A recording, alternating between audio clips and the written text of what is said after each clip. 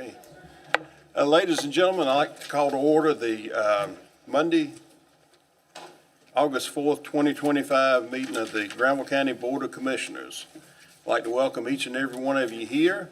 I also like to welcome those that might be watching on the live feed, as well as those that may review it at a later time on our website. And with that, we'll start with the invocation and pledge of allegiance with Commissioner Rob Williford.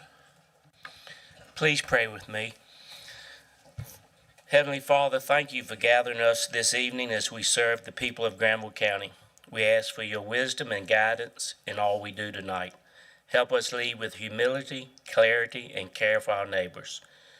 We also lift up our hearts and prayers for those across our nation facing crisis. We pray for the people of California enduring wildfires.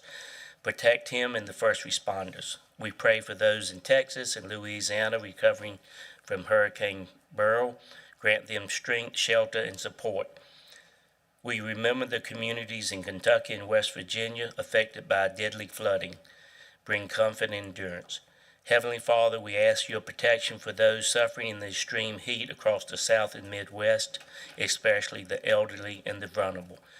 In all these places, please stir compassion in our hearts. Help us never to become numb to the suffering of others. Bless this meeting, O Lord. May our work tonight honor you and truly serve the people of Granville County. In your name we pray. Amen. Amen. Please join me in the Pledge of Allegiance. I pledge allegiance to the flag of the United States of America and to the republic for which it stands, one nation, under God, indivisible, with liberty and justice for all.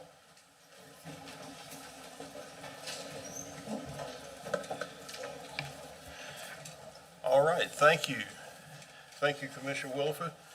Our next item of business is approval of the agenda.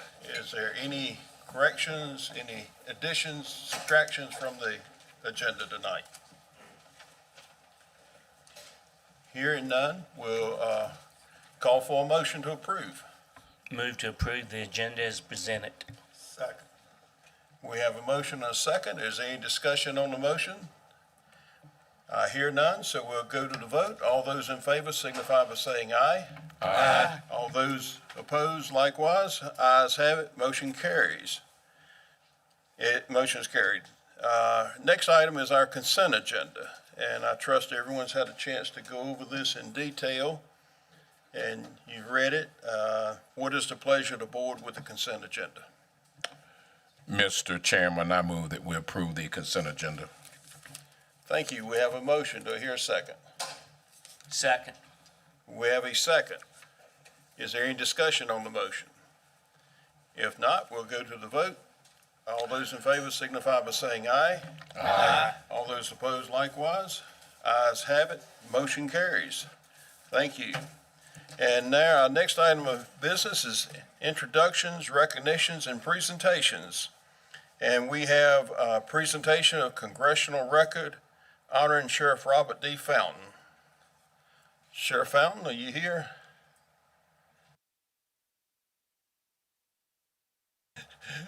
Do you have the presenter? Yes, please proceed. Thank you. Good afternoon or good evening to the Granville County Board of Commissioners and to the residents. Thank you for allowing me to come for a special presentation this evening on behalf of Congressman Don Davis. And before I move forward with the special presentation, I want to explain a little bit about the background for what it is and why the presentation is going to be taking place.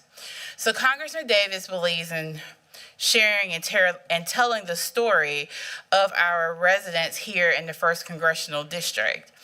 And recently, or on June the 5th, he had the opportunity to tell the story that included talking about your sheriff. And with him adding that story about your sheriff, he discussed him on the House floor. and it has officially gone into the congressional record that is housed at the Library of Congress. And many people may or may not know, but the Library of Congress is the de facto library of the United States. So for any of you after the presentation, if you want to go to congress.gov, you could type in Granville County, you could type in Sheriff Fountain's name, and you'll be able to see the story that he shared. So it's indeed a great honor that is bestowed not only on the county, but also on the sheriff. So at this time, I move forward with the presentation, and this is what Congressman Davis read on the House floor on June 5th, 2025. United States of America, Congressional Record, Proceedings and Debates of the 119th Congress, First Session, Volume 171, Washington, Thursday, June 5th, 2025, number 96, House of Representatives. Sheriff's visits to Rocky Mount. Mr. Davis of North Carolina.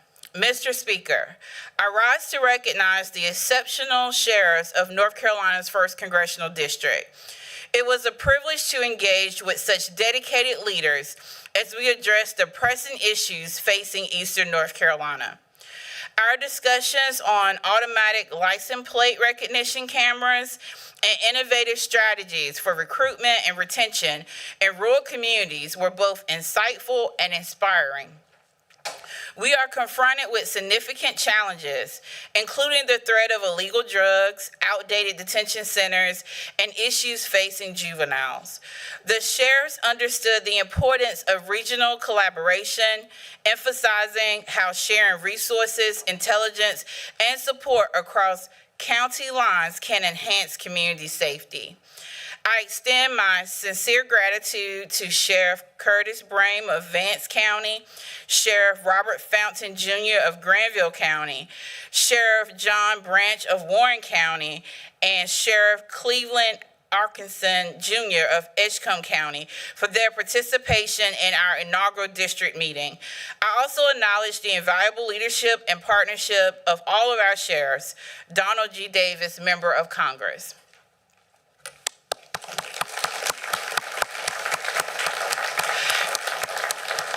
And this is the beginning of just many meetings where Congressman Davis will share with our sheriffs as we look to figure out ways that we can engage across county lines to keep our communities and residents safe.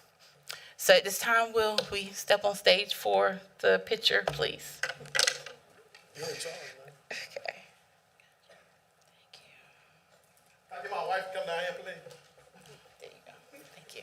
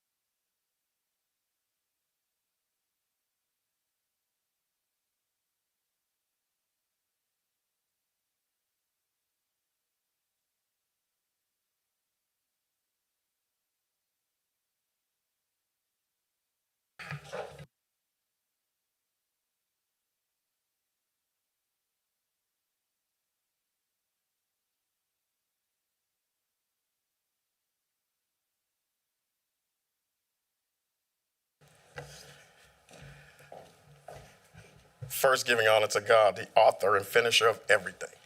I'd like to thank the young lady, Ms. Kim, that came to present this. But the 1st Congressional District is important. And what we're trying to do, and Congressman Davis is trying to accomplish, is to bring all of the sheriffs in the 1st Congressional District together. So he invited all of us to come to Rocky Mount. And we showed, some of us showed, some didn't. But that's by choice. And the only thing we're trying to do is new sheriffs with new ideas is to show people progression, not perfection. Because no one is perfect. No agency is perfect. So we all will face trials, tribulations. We will have setbacks. We will have flaws, but no one is perfect. So that's what the Granville County Sheriff's Office is striving to do, is show the progression of the hard work and reflective upon the relationships that we're trying to build throughout this state, throughout this world, throughout this community. So we've been afforded the opportunity to go to New York and speak at the counterterrorism for the NYPD. I have to go to Florida this week to speak at a conference, and I will share some information with some counterparts there. We're trying to make Granville County Sheriff's Office one of the best leadership-led, well, not leadership-led, the staff lead it. I just manage it. So that's the way I kind of do things. And again, thank you. My 2 minutes is up. I'll be blessed to be here again with you guys. And thank you, ma'am.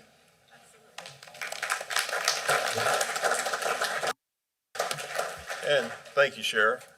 And our next item under presentations is a presentation by the Granville County Education Foundation. And this is by Ms. Caroline Burnett. And to give you some background, the Granville County Education Foundation is a nonprofit organization dedicated to enhancing educational opportunities for students and teachers in Granville County. Am I stealing part of your thunder here? Just a little bit, but it's Okay, all well, good. I'll back off. And Y'all have heard me twice today. This is the second time I've done this. That's right. Good evening. Thank you so much for having me tonight. My name is Caroline Burnett. I'm one of your 7 elected district court judges, but more importantly tonight, I'm the president of the Granville Education Foundation. As you said, Mr. Chair, that the Granville Education Foundation, well, let me go back. Sometimes I feel like when we've been apart from each other for a while, like old friends, we've got to reintroduce ourselves. So I just wanted to come tonight and reintroduce the Granville Education Foundation to you, as well as to all of the citizens of Granville County. Sometimes it's nice to kind of get us back into the forefront. The Granville Education Foundation is a 501c3 whose only purpose is to enhance student performance, to provide resources and enrichment programs for students of Granville County Public Schools. That includes traditional schools as well as charter schools.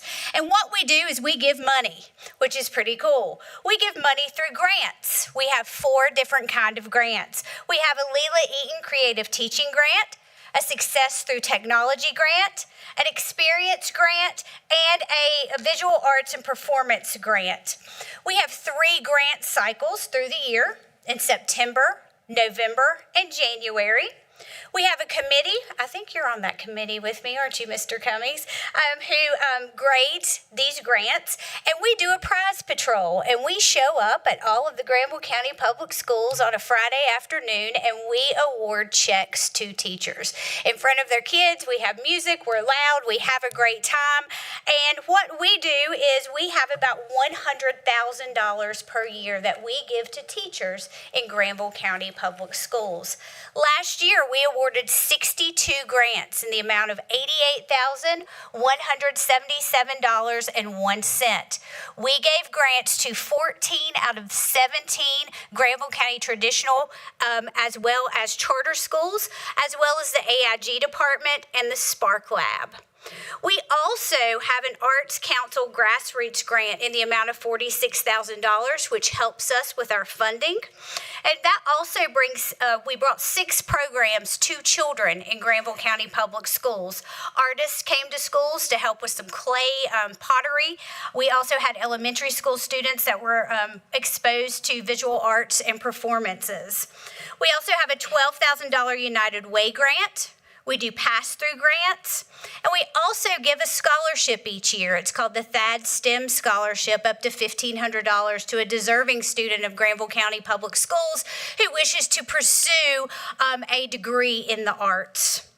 The big thing is we have 3 fundraisers, really fun fundraisers. We're getting ready to bring back our Spellabration. I don't know if anybody's participated in our Spellabration. It's lots of fun. We're hoping to bring that back in October. So I hope you commissioners will get a team together and we will spell the night away. I'm really bad at it.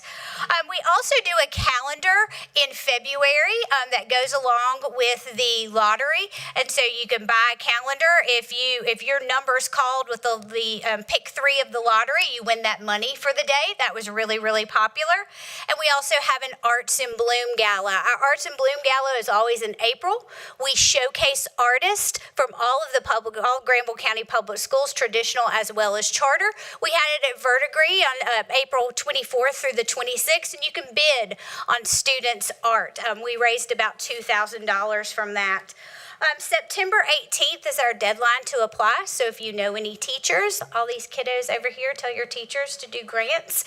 So if you know of any teachers, we would love to have the grants. And again, we're old friends. I just wanted to reintroduce ourselves and let you know that Granville County Ed Foundation is still here, and we are still here for our students of Granville County. Thank you so much. Yes, and thank you.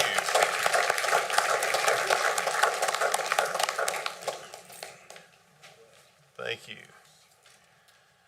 And our next item on our presentations is to hear a presentation and recognize students that completed the Summer Civic Youth Leadership Program. And who's going to come forward? And I don't want to overstep my bounds and read too much here.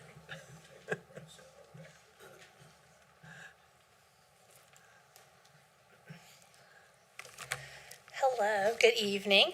The 2025 Summer Civic Internship Program was a great success under the leadership of Ayanna Harrison, Selena McCoy, Jessica Todd, Karan Evans, and myself, Lina Howe. We had 6 interns complete the project: Atlas Travis, Logan Quintas, Kevon Umstead, Victoria Monroe, Enon Khan, and Jonathan Ely. They are here tonight to present on their summer, and as always, we thank you for your support of this program.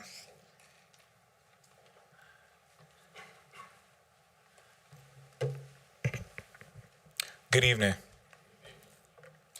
The Granville County Summer Civic Internship gave us the opportunity to gain hands-on experience in local government and community service. By working in departments such as Cooperative Extension, the Tax Office, and Animal Control.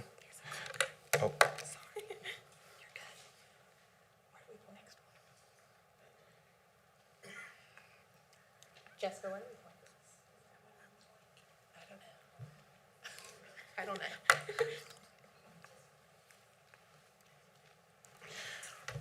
We were able to develop real-world skills and take on meaningful responsibilities, from helping with youth programs to organizing public records. Along the way, we met inspiring mentors. We learned how our county operates behind the scenes and discovered more about our own career interests, all while making a positive impact in our community.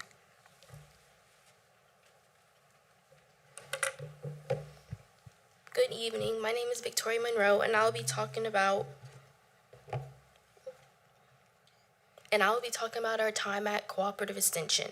As interns at a Cooperative Extension, we help create a safe, engaging environment for local youth. We supported educational field trips to places like Greensboro Science Center, flower farms, and cooking classes, where we took leadership roles and helped guide the children throughout the day. This experience at Cooperative Extension taught us valuable lessons in youth development, teamwork, and leadership. We learned how to adapt, communicate, and support others in real time, all while help serving our community.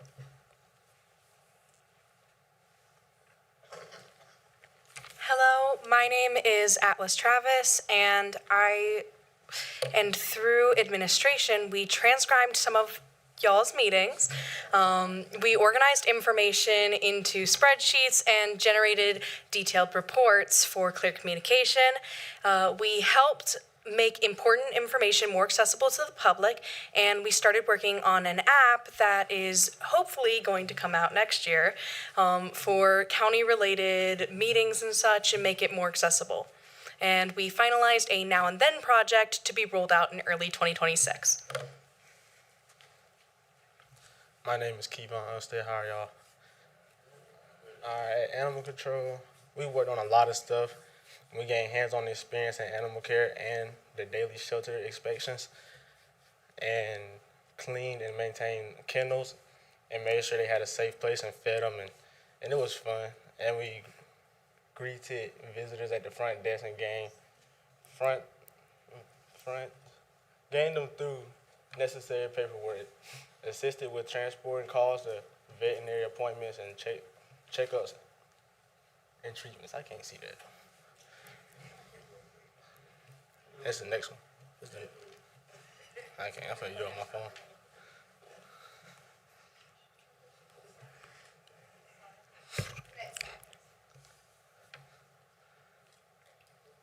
I got it on my phone. During our experience at 911, we gained insight into the critical role 911 dispatchers play during emergencies, learn about the technology and equipment essential to maintain the communication systems, observe protocols used to prioritize and manage emergency calls effectively, and then that's it. Good evening. I'm Logan Quintas, and during our time, we went to the library and observed how staff manage a wide range of tasks from organizing events to providing books and resources. We gained firsthand experience in supporting daily library operations, learned the importance of community engagement and resource accessibility. Thank you.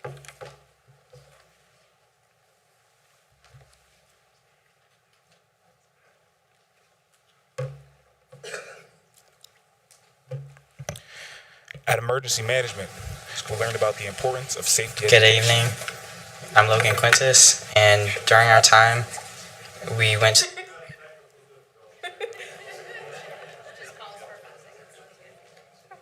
Just get to hear Logan's voice some more.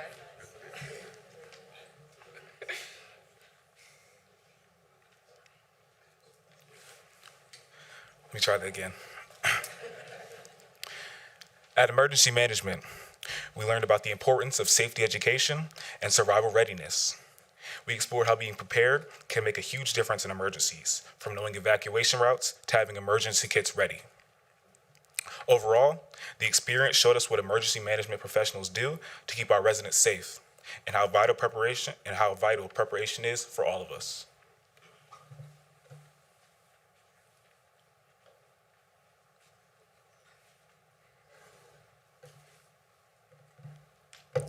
Now I'll talk about our time at Waste Management. At Waste Management, we got a behind-the-scenes look at how waste is tracked and processed in our county. We observed how trucks are checked in, weighed, and recorded using special systems.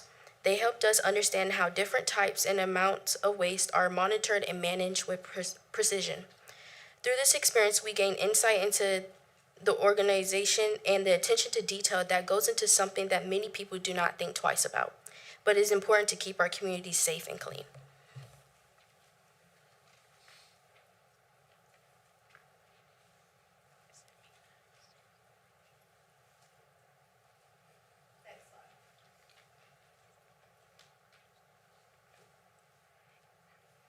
Next one again.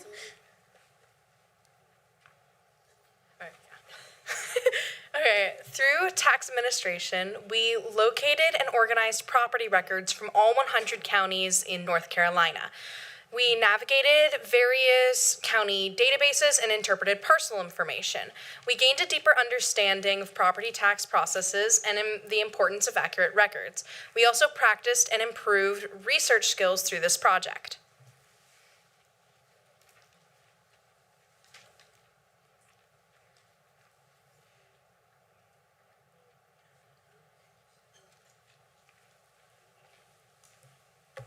Good evening, my name's Enon Khan. How are you guys doing? So, first off, this is the conclusion, but on behalf of all the interns, we sincerely thank the Granville County Commissioners for this valuable opportunity.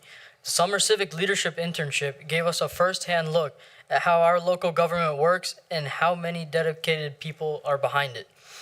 We gained real-world skills, new perspectives, and a deeper respect for public service. This experience has helped us grow as students and future leaders, and we are grateful to have been part of something meaningful.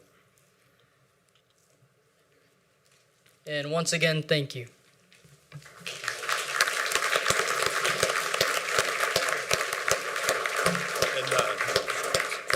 Oh, okay.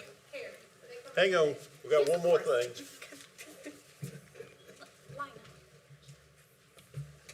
Oh, my goodness, it's a check night now. Okay. All right. I tell you what.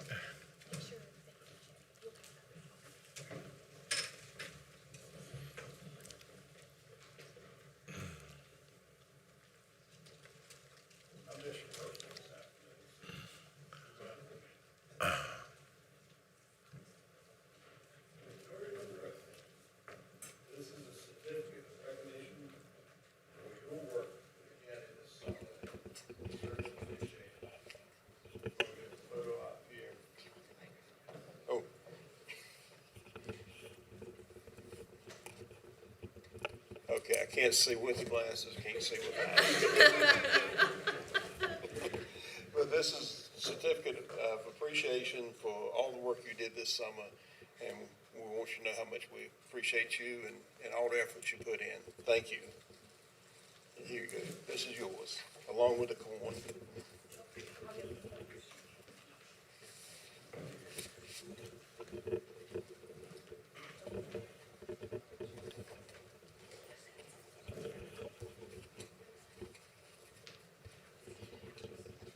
Logan? And Quintas. Thank you. I appreciate it. And this is a certificate of appreciation from the county commissioners to you for all the work you did this summer. And want you to know how much we appreciate you and the work you did. Thank you. Yes. Okay, got the shot. Good deal. Thank you. They got me handling about 3 different things, and I can't walk and chew bubble gum at the same time.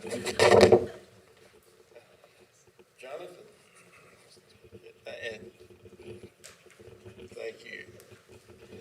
This is our certificate of appreciation for all you've done this summer and for all the work you put in for the county. And we want you to know that we appreciate you and all that you do.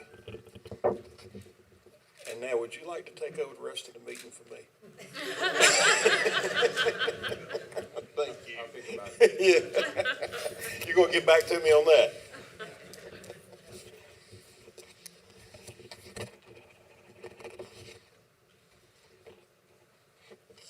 Kevon?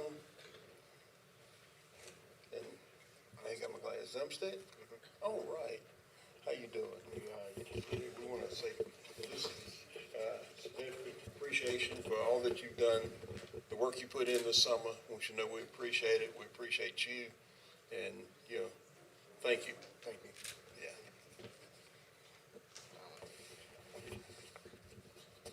Yeah. And last but not least, There's 2 more. this Atlas, Travis, am I missing a certificate? It's under your Oh. All right, I'm doing good tonight.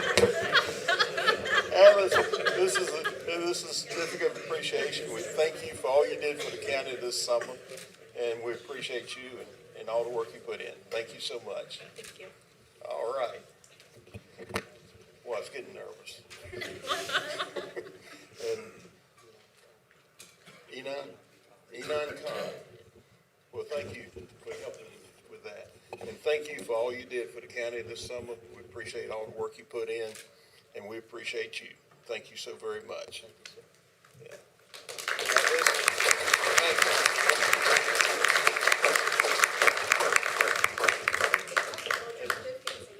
Yeah.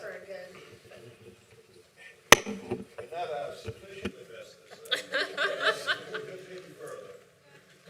You're just teaching them life lessons in real time.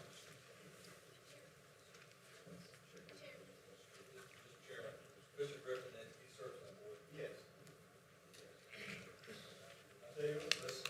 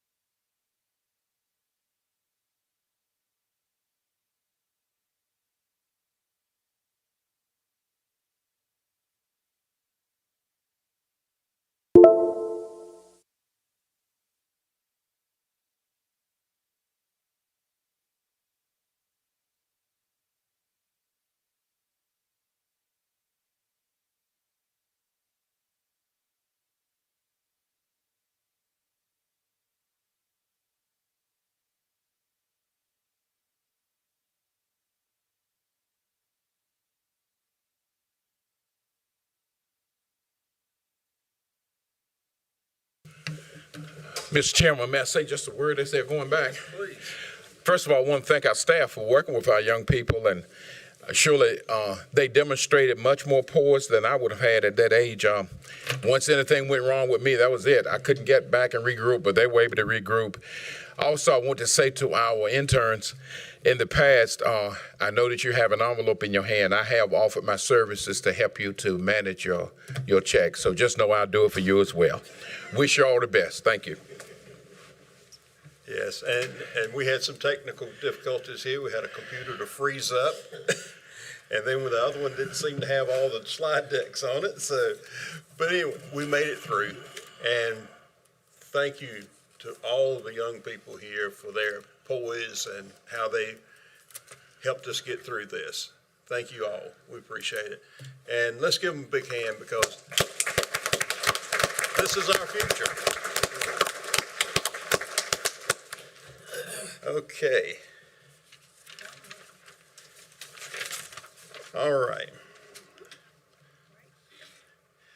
Now, this is the introduction of Granville County's North Carolina Athletic,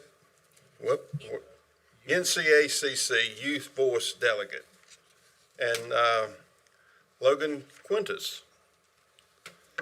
All right. So just for everybody to know, that stands for North Carolina Association of County Commissioners. Before we get started, I would just like everyone to give our commissioners and our county management staff a big hand for supporting our youth programs, because that program is not possible without them. So thank you guys. And sorry, I got ACC football on my mind. I'm sorry. Look, that's all these acronyms, you never know. All right, so hello again. Our Granville County 4-H delegate for the 2025 North Carolina Association of County Commissioners Youth Voice Program is Logan Quintas. He would like to say a few words, and then at the end, if you could all step forward for another photo opportunity, because as y'all know, they put together a slideshow at the event, and they like to see them with their county commissioners. And I'll turn it over to Logan. Good evening. Good evening. Once again, I'm Logan Quintas, and I've had the opportunity to serve with 4-H this summer as a Civic intern. I toured different departments in Granville County and worked to make a positive impact. I even had the opportunity to attend 4-H Congress 2025, meeting new people and friends along the way. I'm excited to attend 2025 Youth Voice event to grow as a leader, learn more about our county, government, and connect with other youth across the state. During my time at 4-H, I hope to create new connections, help create a better community, and develop skills that will help me strive in my upcoming future. Thank you to Ms. Lina for encouraging me every step of the way, and thank you all for this opportunity.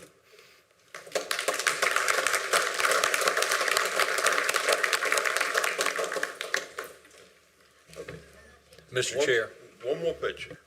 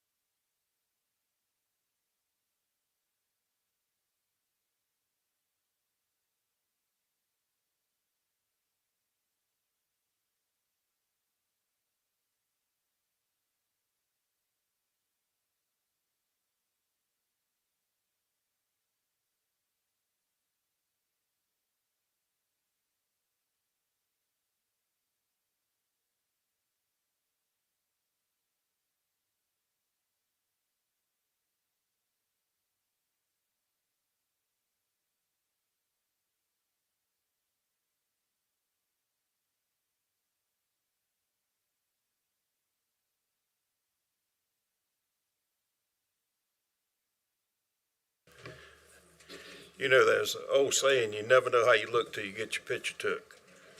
I've seen mine and they ain't pretty. So picture taking is not my favorite time of the meeting, but we have to get through it. Before we move on to our next item of business, which is our public comments,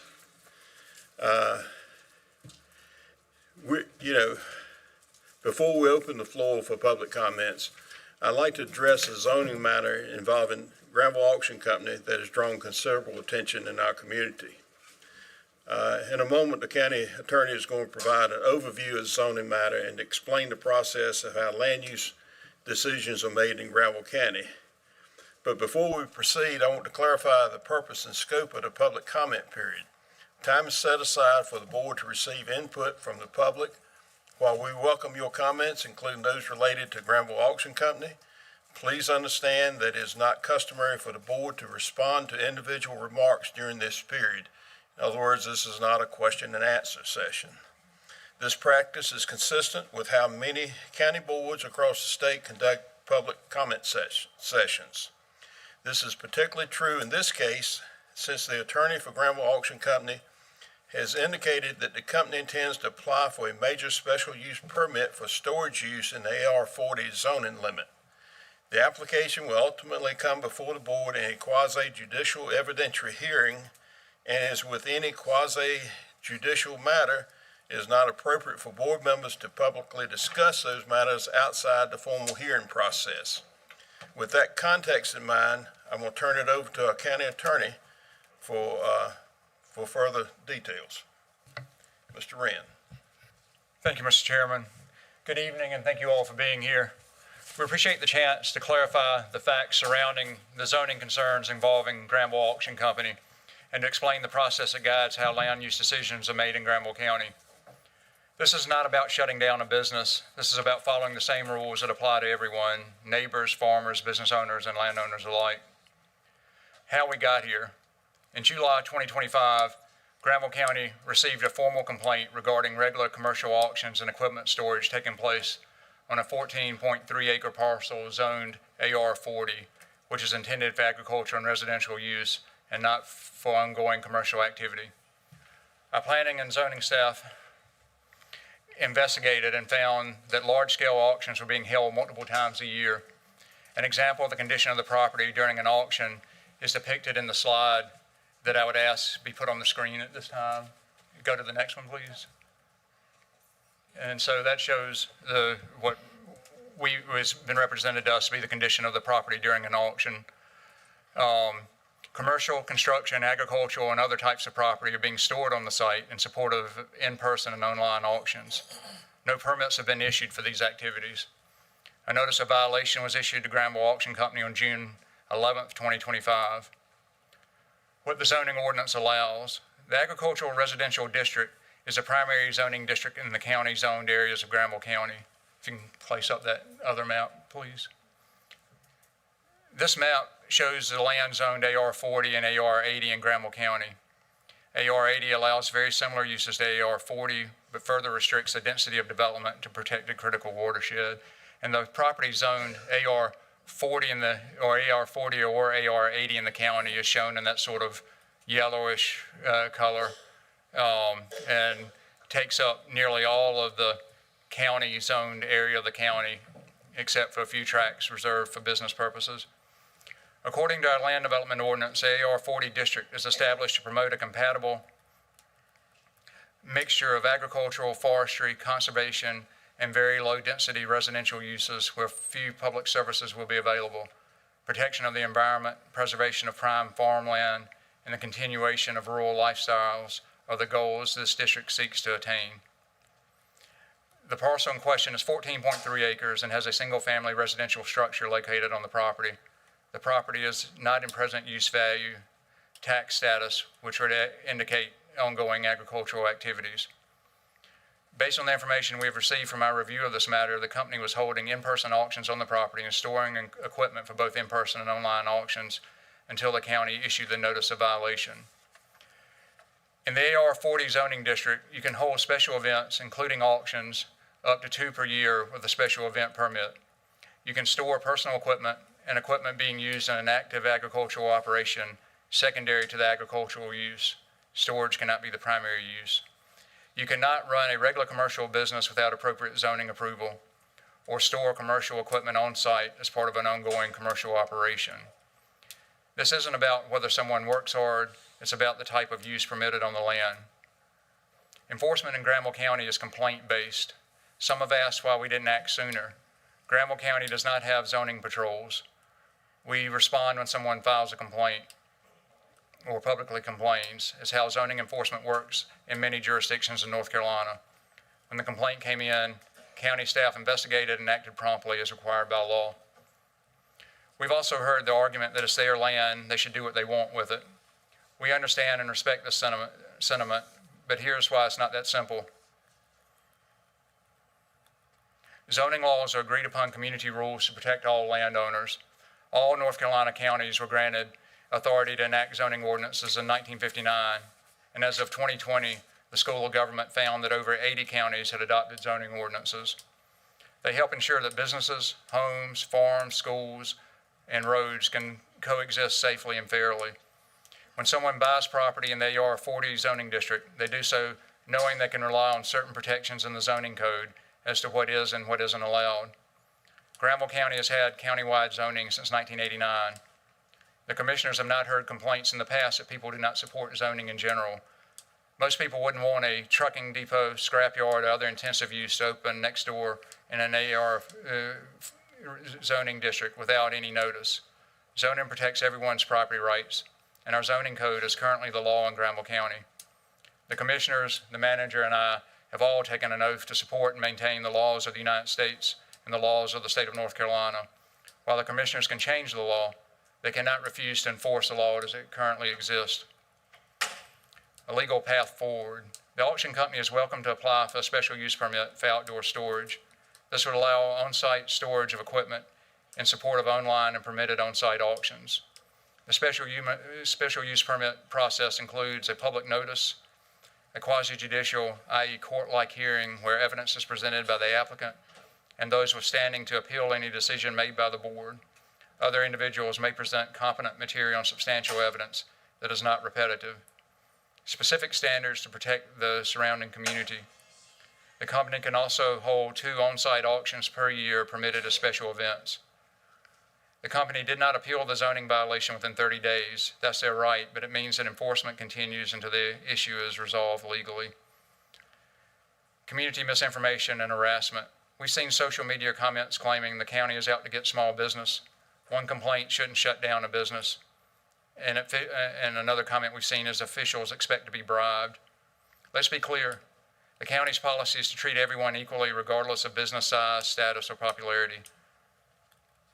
The rule of law protects us all, and applying it fairly is our job, which we are legally required to do. Once a violation is identified, the county does not have discretion to permit continuing violations outside of the process recognized by state law and county ordinances.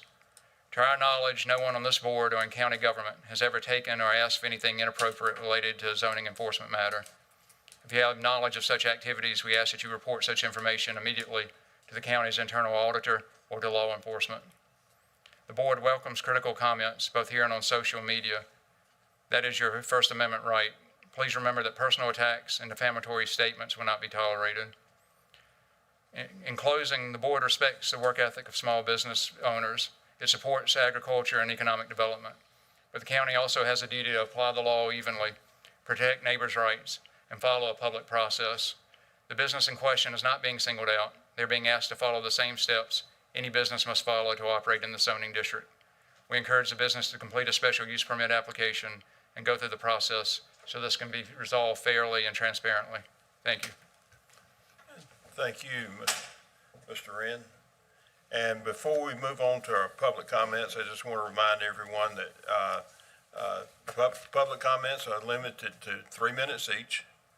At the end of 2.5 minutes, our clerk, Ms. Evans, will hold up a yellow. And if you will, that will indicate that you have 30 seconds left. And the red will come up when your 3 minutes are up. Now, if someone is speaking and you're signed up to speak and you want to yield your time to them, you're welcome to do that. So this is something I didn't know.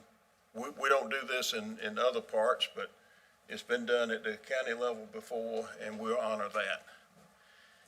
So with that, let's call we're going to open the floor for public comments, and our First speaker is Miss Sandra Berry. If you will come forward, state your name and address for the record. And you have 3 minutes. If you will turn the microphone on. A little bit on top. There you go. There you go. You're on now. Thank you. Good evening, everybody. I'm happy to be here. Ma'am, say, would you state your name and address Oh, for I'm the record? sorry. That's all right. My name is Sandra Berry. My address is 5139A Gooch's Mill Road, where I was born and raised at. I love it. It's country. It's rural.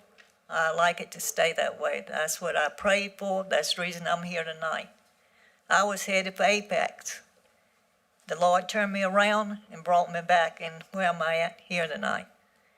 I believe in standing for what you believe in, and it was presented very nice tonight, clearly, and I appreciate it.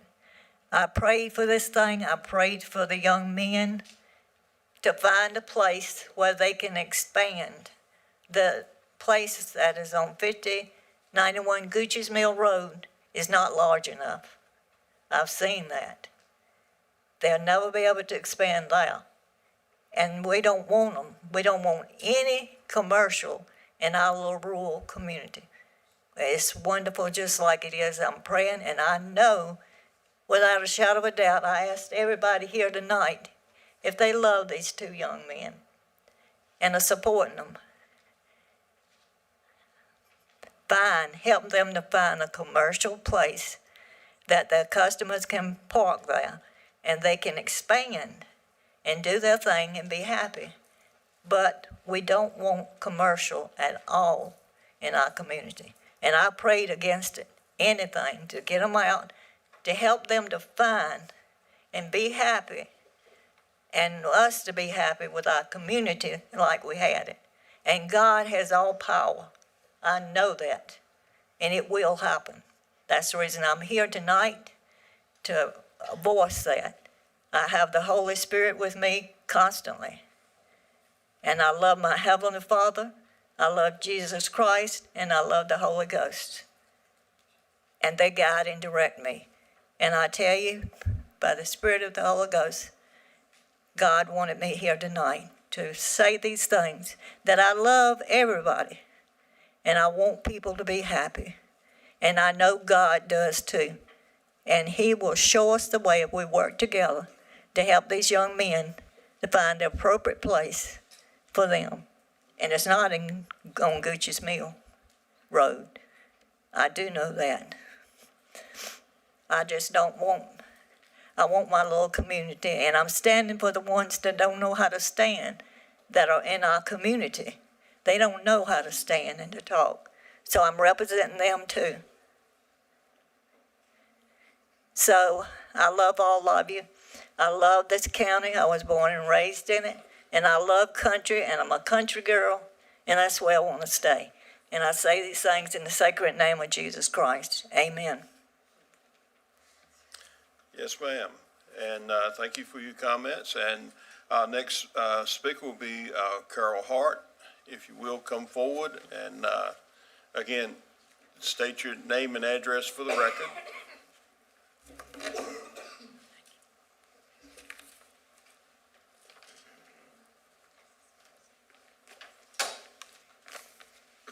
Not as young as I used to be. I can't maneuver those steps. 76 years old. I understand My name that. is Carol Royster Hart. I live at 2239 Enon Road, and I'm speaking on behalf of how I feel about the farmers and the Granville Auction Company. I've been there, and I've seen these auctions. They are well ran. They move very quickly. They're providing a service to this community that otherwise a farmer would not have the opportunity to purchase some of the equipment that they sell. I want to talk to you about the business has been in business since 2020. Why hasn't the county previously acted. You explained that, Mr. Ring. Granville County challenged E.B. Harris several years ago after they sold him the livestock auction arena on Kennedy Mill Road. The county would only allow him certain number of sales and limited storage. Later, an exemption was made for livestock auction. Now, some of you may wonder, how does he know all that? Because I was called last week and asked to speak tonight on behalf of the farmers of Granville County who need this auction to provide equipment and other things for their business. If you're a farmer, it's tough out there. I look at this commissioner board and I would probably say, if I had the opportunity, how many of you grew up on a farm? How hard do you know it is? You don't have to show me, that's against the law. How hard was it to make a living? My family's been here farming since 1760. I'm the 10th generation to live on this land. I don't farm it, but my family does. These people are helping out the farmer. AR 40 zoning seems to promote agriculture. How can we promote the survival of agriculture in Granville County if we shut down the only surviving place where you can still purchase agricultural equipment? I want you to think about that. Have you been to that auction? I have. I've talked to the people there. They are appreciative of the fact that the auction company is there providing them. They generated over $300,000 in taxes. $100,000 of that dollar came back to you. Are we going to give that up? I say no. There is an exception been made to... Mr. Hart, I'm about to interrupt you for just a moment. The gentleman sitting next to you, I believe you signed up. Yes. And would you come to the podium and state your name and address? Charles Curran, 2571 Enon Road. I've been to the sale also, but I'd like to yield my time to Mr. Yes, Hart. sir. Okay. Thank you. Thank you. Thank you, We sir. got that out of the way now. Yeah. Proceed, You were a Mr. little Hart. confused on that, but it was in writing, so I knew it was the right thing to do. Again, generating almost $400,000 in tax money, and $100,000 of it came back to you. Well, we're going to give that up, as much money as we need to continue to run these special programs that are going on. These people are trying to make an honest living. Don't take that away from them. Don't take it away from the farmers who go to there and are able to purchase things at a reasonable price. Commissioners are elected and ultimately hold the power.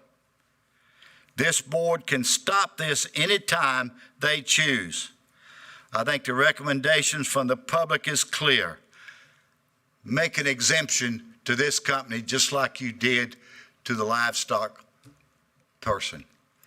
I know you're not supposed to clap, but I'm going to ask those who are here in support of this, you need to know who they are, and you need to see it. Those who are in support of it, stand up and let the commissioners know.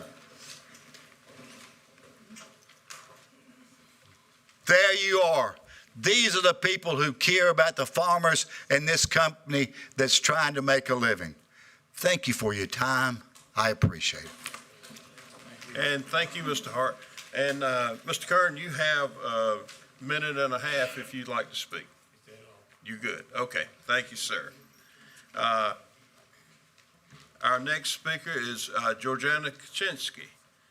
And Ms. Kaczynski, will you come forward and state your name and address for the record, please? And you have 3 minutes. Thank you very much. My name is Georgiana Kaczynski, and I live at 310 Whitehall Drive in Creedmoor, North Carolina. I am here tonight to talk to you about the actions of the Granville County Sheriff's Department on the 23rd of July at 2:30 p.m. when a prisoner escaped from the Granville County Courthouse. A criminal who was in the custody of Granville County Sheriff's Department, not handcuffed, leading to an assault of a deputy who was in addition to his escape. I believe that all prisoners are supposed to be restrained when they're in custody. I'm not a police officer, but that's what I have read. But the real issue here is when this prisoner assaulted a deputy and got away from all the deputies in the courthouse. I believe the number of deputies in the courthouse has increased by this board through this year. I know a request had been made. The worst of this is that the sheriff's office did not notify the public or any other law enforcement department in the county. I have a scanner in my house. There was no BOLO. So how is that protection of the citizens in this county? I'd like this board to investigate this matter and explain to the public why no notice of a felon on the streets of Granville County was notified to any police department, not Creedmoor, not Oxford, not any that I'm aware of, and maybe revise the procedure so that this not happen again, or if a procedure was not followed, to please bring that out. The citizens' security is your responsibility. The safety of the citizens of Granville County falls on this board as much as it does the sheriff's office. And Commissioner Cozart, I know you've heard me give this speech once before with a bomb scare in Granville County over 20 years ago. Thank goodness that he was captured in Ohio and that no one was hurt during this. But I'm begging this board, whatever your power is on this, to please investigate this matter, because the innocent citizens of Granville County for 6 hours were not even aware that there was a felon on the loose in the street. Thank you all very much. Yes, thank you for your comments. And our next presenter is it LaRue? Yes, please, before I butcher your name beyond recognition, please come forward and help me out. Yes, if you will, for the record, state your name and address. My name is LaRue Allshafer, and I live at 9077 Tilley Road in the thriving community of Bullock. And I just wanted to take this opportunity to introduce myself to all of you, because I'm the new chairman of the County Board of Elections. And I figured this was the easiest way to do that. I know a couple of you. We're going to try real hard to make sure we have fair, safe, and secure elections, and that every registered voter gets the opportunity to vote every election. And I always do this now to all you people. We need help. We need poll workers bad. For the election, this year's election, we have 8 precincts with 8 people at each precinct. But for the election next year in the primary, we have 15 precincts with a minimum of 8 people per precinct, and it's hard to get those people. And it's not easy. The pay is, you're not going to get rich, but you're not doing it for nothing. They've graciously raised the salaries for this. So if you want to volunteer, I don't care if you're independent, if you're a Democrat, Republican, we don't care. You can volunteer through the election board, or you can volunteer with the Democrat committee or county commission, or not commission, but the Democrat people or the Republicans. Whatever you want to do, they'll make the list up and get them to us. We need help. We need fair, safe, and secure elections, and that's why we're here. Thank you very much. And thank you. Our next is Mr. Randy Guthrie. If you will, please come forward, and as I keep saying, state your name and address for the record, please. I'm Randy Guthrie, 5178 Gooch's Mill Road. Good to see all y'all looking good health tonight. My family and I reside, as I've said, 5178 Gooch's Mill Road. I'm here tonight to show my support for Granville Auction Company and its owners operators. Our property is located at the north bank of the Tar River and extends to the all the way to the riverbank. So we are well acquainted with what goes on when an auction is in progress. When an auction is in progress, I can hear the auctioneers call when I'm outside if I stop what I'm doing and listen for it. So the noise is not an issue with us. Traffic is not much different from any day on Gooch's Mill. It's a very busy road with people going to work. It is my desire that we as reasonable adults can find some kind of compromise that will allow Perry and Landon to continue having auctions. These auctions have beneficial economic impacts on Granville County's economy as the buyers purchase gasoline, diesel fuel, food, lodging, and Mr. Hart mentioned the tax money that the auction is bringing. I hope our county officials will find a way to open the door to have auctions and not close the door on Perry and Landon and their dream. Thank you. And thank you. And that concludes our public comments for tonight. Yeah, he yielded, so. Okay, now, our next item of business is public hearing. And the purpose of this public hearing is to receive the views of the public on aiding and encouraging the location of proposed Falls Lake Industrial Park by Trinity Capital. And we have our Economic Development Director, Ms. Charlotte Duncan, here to do this, and I see you got some support. Okay. Chairman, would you like for me to start or just give it a moment? Yeah, let's just give it a moment here. We got a lot of people leaving, so we'll wait till everyone's settled.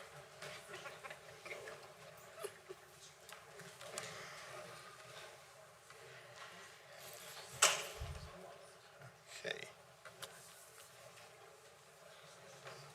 Wait till.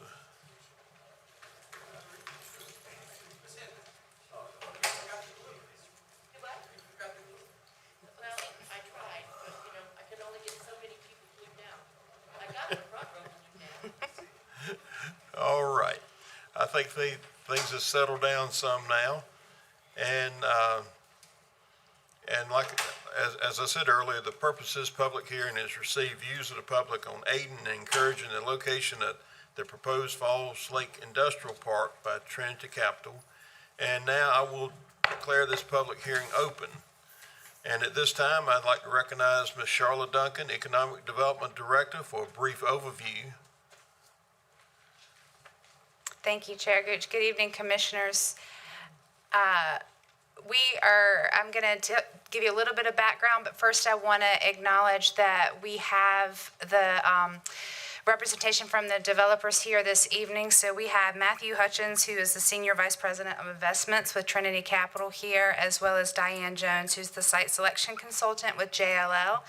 I also want to acknowledge that Scott Schroyer, the Executive Director of the South Granville Water and Sewer Association, is here.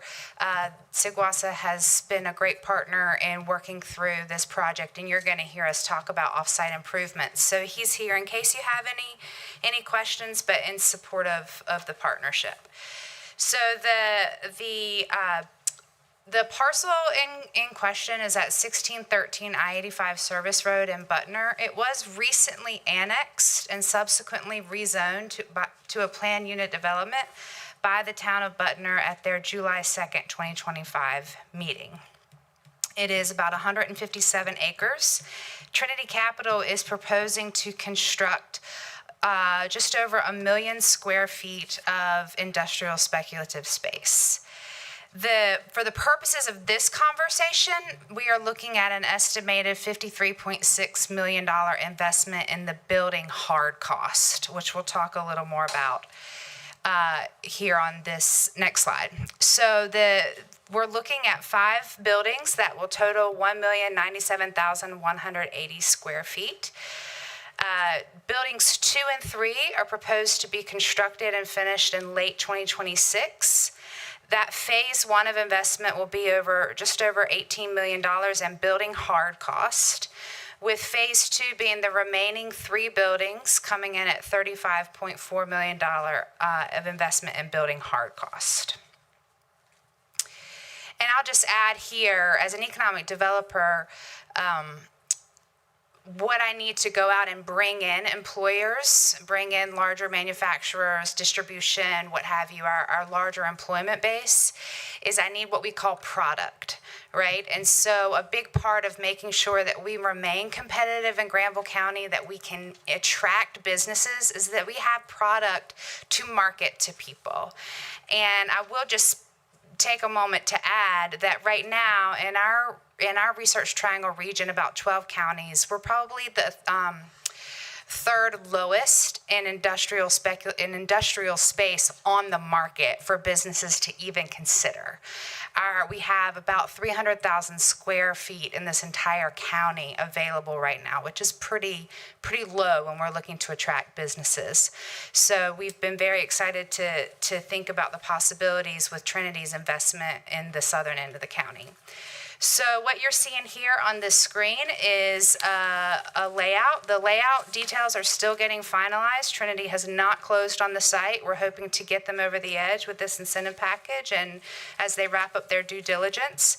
But this is a proposed layout of the 5 buildings. And there's also the possibility that multiple tenants can go into one space.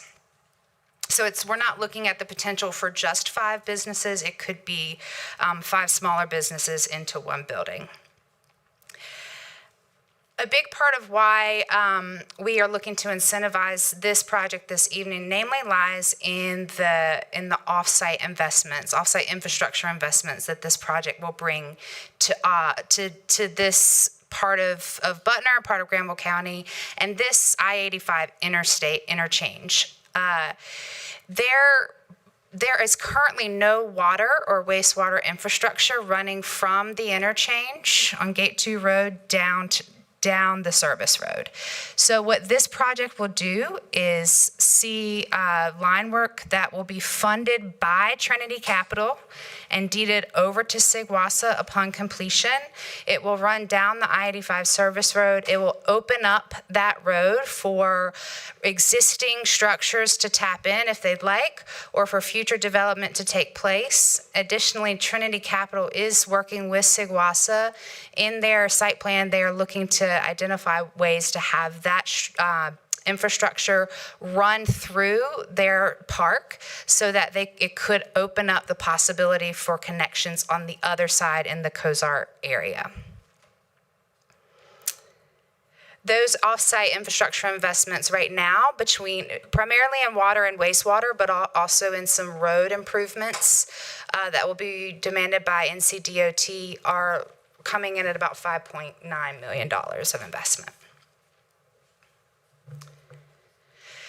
Quickly here, I'll show you, these are just some elevations, which is what the buildings will look like, front, back, and side.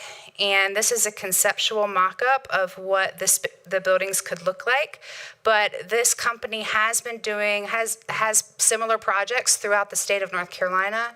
So I did go and visit one of their sites on Alexander Drive in the Research Triangle Park. And so I wanted to show you that we had put our eyes on a development, and we know that it's clean, it's neat, the elevations are very similar to what are proposed, and this would be what you might be looking at the proposed Falls Lake Industrial Park. So to talk about, tonight the public hearing is on the proposed economic development incentive package. Again, this project is not a done deal. We are hoping to get it over the line and acknowledge the investment that Trinity is willing to make in the off-site infrastructure improvements.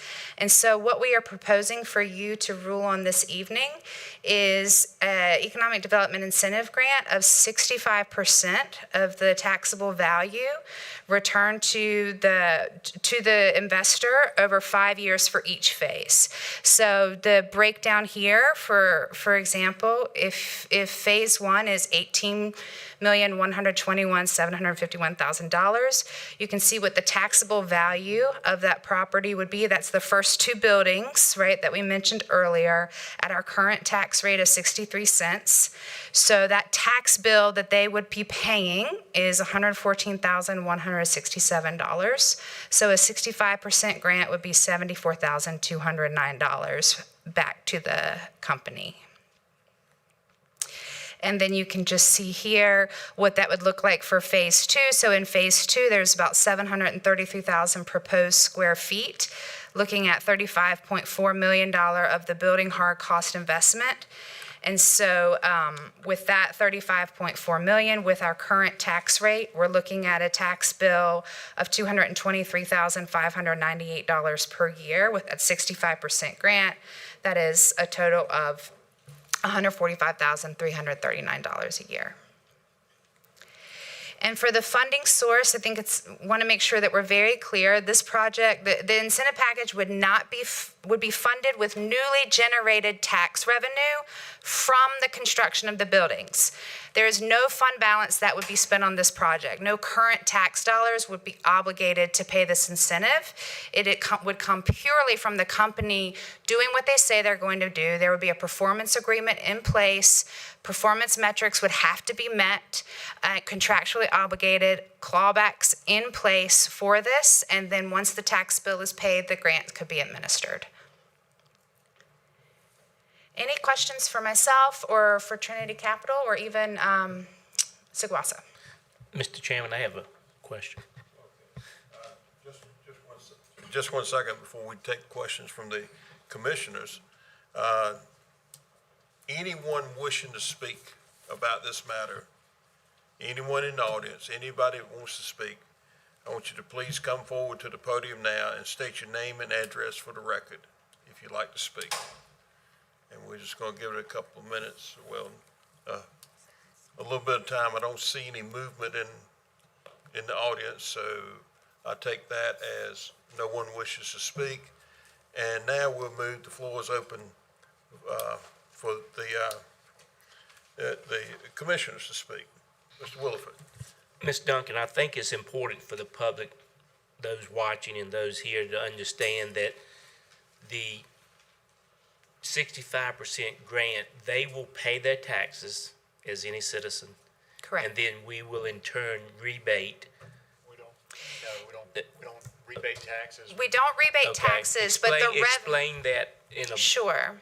The company does have to comply with what they say they're going to do, right? So the reason why we know what that 65% is going to look like is because they're going to build those buildings. Our assessor's going to go out, assess the value.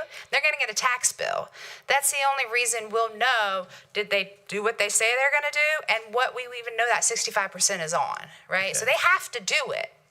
But the revenue, we're not allowed to rebate taxes, but the revenue by which we would award the incentive grant would come from the taxes. Okay. Bad choice of words, rebate. I also want to clarify that it is an appropriation. Once you all do a budget for next year or whatever year they've made the payment and you do your budget, it will be an appropriation to support that grant. It's a direct appropriation to support that grant that would be included in the budget. And just read this, the project will be funded with newly generated tax revenue from the construction of the buildings. No fund balance will be spent on this project. The cost of the county-funded capital improvement will be offset by new tax revenues generated by the county's capital investment. The project over a period of time to exceed 5 years for a phase of construction. And And so if I may, just to follow up, so we'll have for 5 years per phase, so that way the company, Trinity Capital, can recognize the full investment of each phase of construction. But so then, after the performance period is up, after those 5 years, then you will have $1.1 million of new tax revenue coming from, for example, phase 2 in the building alone, and you will have, $571,000 at the current tax rate as new revenue that will fully be in the budget, right? So the investment by Trinity Capital into this parcel, they will have a similar, they will have a taxable investment in Butner as well now that they've been annexed. So this is a good addition for the town of Butner also. So you look at incentives as encouraging the investment up front, and then, but long term, those buildings will stand there for years to come. They'll be taxed, and then ideally we can attract new businesses, stuff them full of machinery, get some good jobs coming out, and you'll continue to have that economic impact turn because Trinity has made the investment into the site.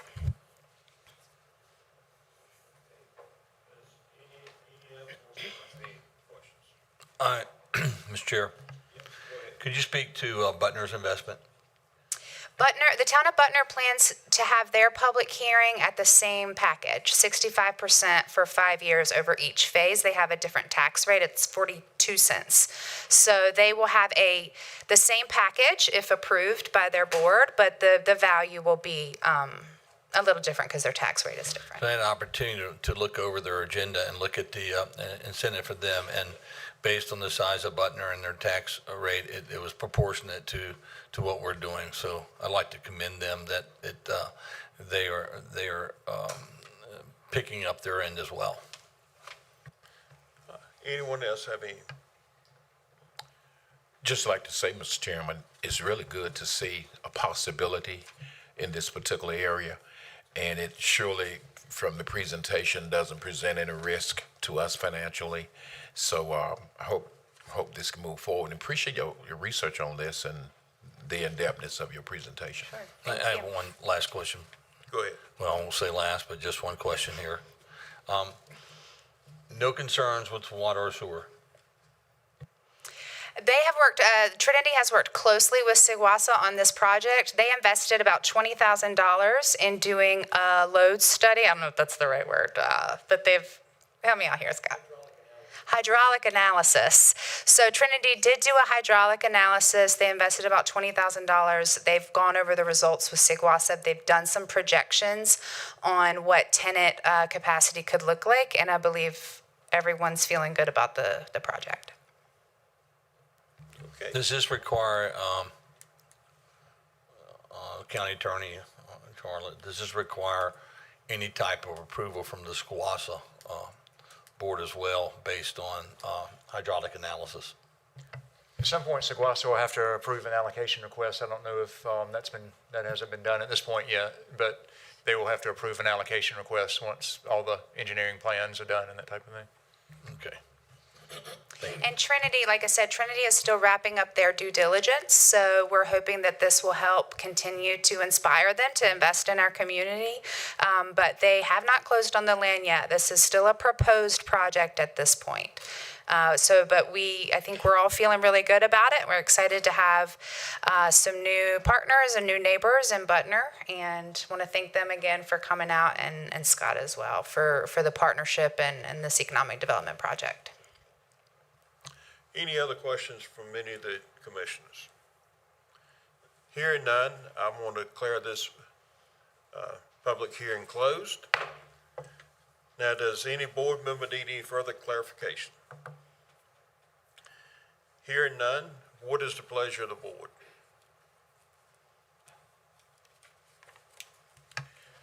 Mr. Chairman, I'll just read the recommendation as it is for approval, that the Economic Development Director request approval of this Economic Development Incentive Grant, and that the county manager and county attorney be authorized to finalize an economic development incentive agreement with the company, with the county manager to execute the agreement. and I move for approval of that recommendation. Second. We have a motion, we have a second.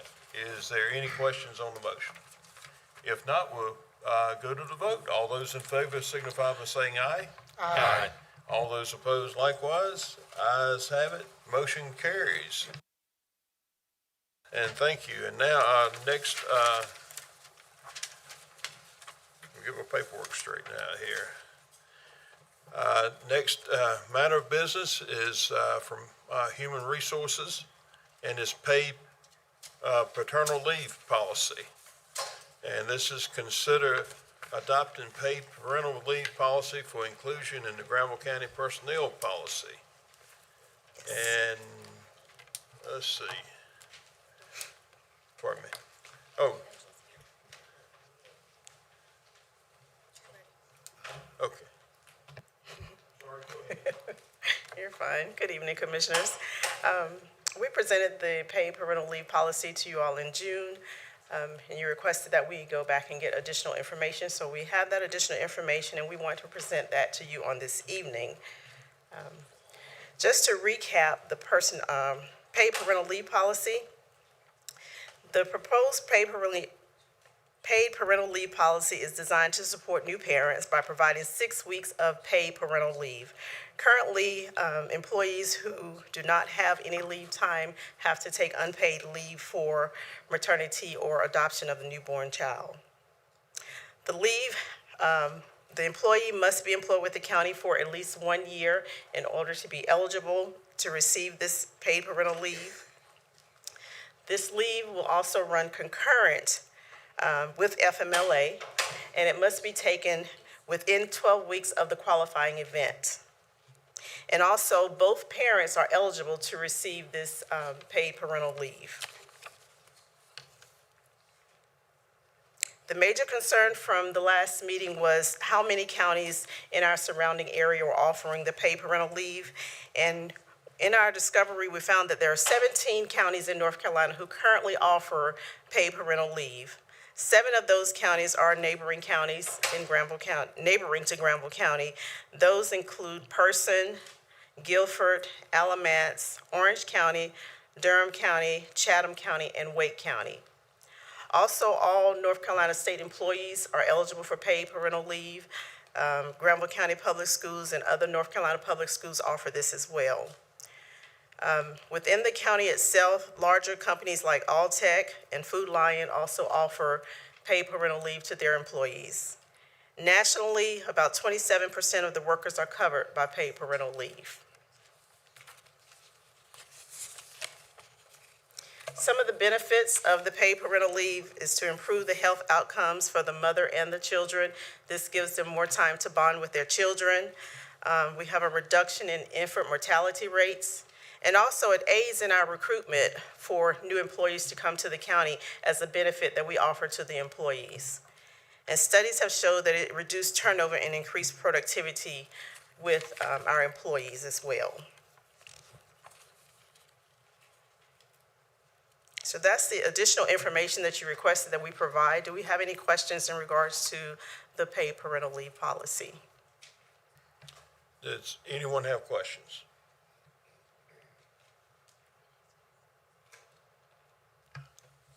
Mrs. Miles, some of the participating entities, I see that they have some variation of the 6 weeks.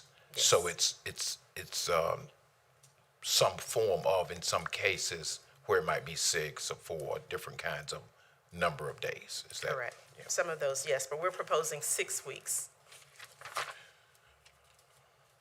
Ms. Miles, is there any way to track or what may be in that range where it would be affecting our county as far as the employees that may fall into that? Yeah, on average, we have about,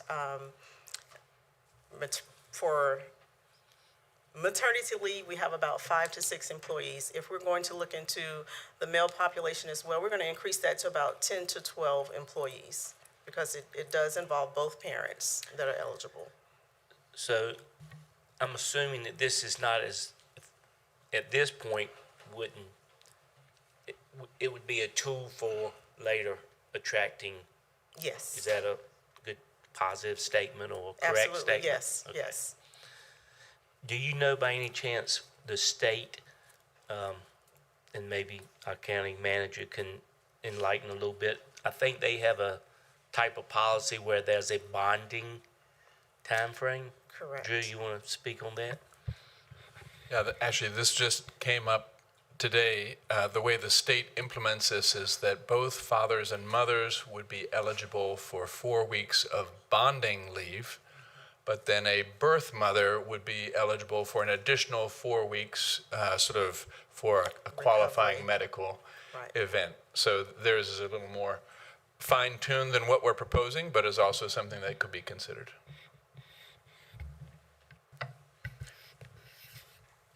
But my understanding, that would have to be directly related, if you chose to do that, to a medical-related issue, not just treating the male and female differently. That's my understanding. So in other words, the legal guidance that I received from our firm is that it has to be directly related to a medical reason.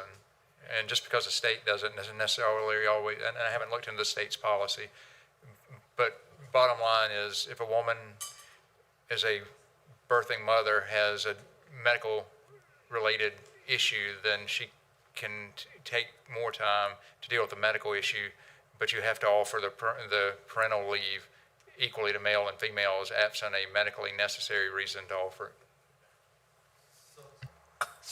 So you're saying that if the mother have a medical leave, right, and it instead of the 6 weeks, it means 4 weeks, it may be 8 weeks, right? Then the father will have that time. He only have 4 weeks. Correct. Correct. So the state policy, yes, it allows 4 weeks for each parent to bond and 4 weeks for the birthing mother it's called a recovery period. Call it recovery. Yes, because she gave birth to the child, so she's recovering, and then they both get the bonding period. Yes. I would want to research the legality of that. I wouldn't want that to be something we do on the fly. So in other words, if you all are inclined to go that route, I would want to research it. Again, just because the state doesn't, I'd want to be careful. I wouldn't want to rely on that as our legal authority. Another question, Mr. County Manager. If we were to adopt, when would this take effect? That's a question that's up to the board for determination. I think the current recommendation is that it would be effective whenever, if and when the board voted to approve it, but a later effective date could also work. Has there been any, some of our departments consist of 2 or 3 people, am I correct? Yes, we do have a number of small departments. Right, so how have we considered the impact of an employee taking off their leave, and this leave could extend to 12 weeks? So how do we make up for that? So there definitely could be departmental impacts. What I would say is that even now, without paid parental leave, most new mothers are going to be taking significant time off anyway, right? So the operational impact on the department is going to be the same regardless of whether they have paid parental leave or not. They might stay out a little longer, right, if they do have paid parental leave. And of course, I don't know historically if we've had fathers who also take FMLA leave and burn sick time, right, to kind of be at home with a new child. So again, there would be operational impacts, but I think we have a significant percentage of those right now, regardless of whether we have paid parental leave. Do we have an analysis of what the typical employee takes now under our current leave policy? Yeah, typically with FMLA, of course, they allow 12 weeks of FMLA, but typically for maternity, it is 6 weeks. And this paid parental leave is not going to extend that 12 weeks because they still have to take it within that 12 weeks FMLA period. Understand the FMLA, but the parent is they're having to pay for, use their leave time Correct. for that. And the FMLA is securing their job and so forth. So do we know how long, have any idea how long currently, an analysis of how long a current new mother would take off based on? A typical estimate is 6 weeks that the parent takes off work. One of my concerns is, I don't want to seem heartless because I'm not. I actually have a heart. But when We know you do, Ralph. yeah, but when I look at the comparative counties, I get it, and I look at the comparative neighboring municipalities, I get it. But only 3 of the counties' budgets were less than ours. Some of these counties are mega counties, half being $800 billion budgets, and some are 200 million and things of that nature. All the municipalities in this are far exceeding our budget, and so I want to make sure that we are taking care of our employees, but I also want to make sure that we're biting off what we can actually afford. My calculations, again, I know we had analysis done on this, but I was concerned about the number of overtime hours that it would need to be taken, particularly when we're talking about 911 employees and deputies and detention officers and things of that nature, which many are younger, how that would overall affect that. Particularly if you had a mother and a father. Again, I'm not against people bonding with their children or having the county doing something, but I'm concerned that we're not we don't have the budgets of many of these counties. In fact, the vast majority of these counties have. So I need you to compel me that, what is the real driving force behind this? Have we lost employees because of lack of benefit? Have we not been able to recruit employees because of this lack of benefit? And can we categorically say that, this is a game changer? Understanding that we're talking about $100,000, and I understand it, but we're in the budget year now. And this was not something that we had planned for. And I do understand out of a $90 million budget, $100,000 is not, I'm not sneezing at that, but in contrast to $90 million. So I just want to kind of get the driving, what is the push? And when that employee or potential employee comes in, is this something that is really driven? And you can help me with that. I cannot say that it's not going to be a factor that's going to cause an employee not to come to the county. We're trying to increase our benefits so that we can encourage employees to come to the county. And when they're looking at the surrounding counties, of course, there's comparisons to what the benefits that we offer. And we're trying to make sure that we are comparable with the surrounding counties in that. So if we offered 4 weeks versus 6, how would that impact us? I think the estimated annual cost that we have is about $70,000, which is a combination of overtime and one other cost category. So there's the compensation itself, right? The 4 weeks or 6 weeks of compensation plus overtime that other employees may work.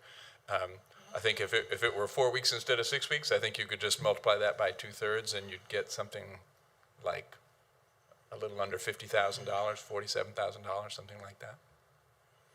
That would be per employee. No, that's total for all of the employees that we expect to take this kind of leave in the course of a year, not per employee. Right. Total cost. But again, those are strictly guesstimates.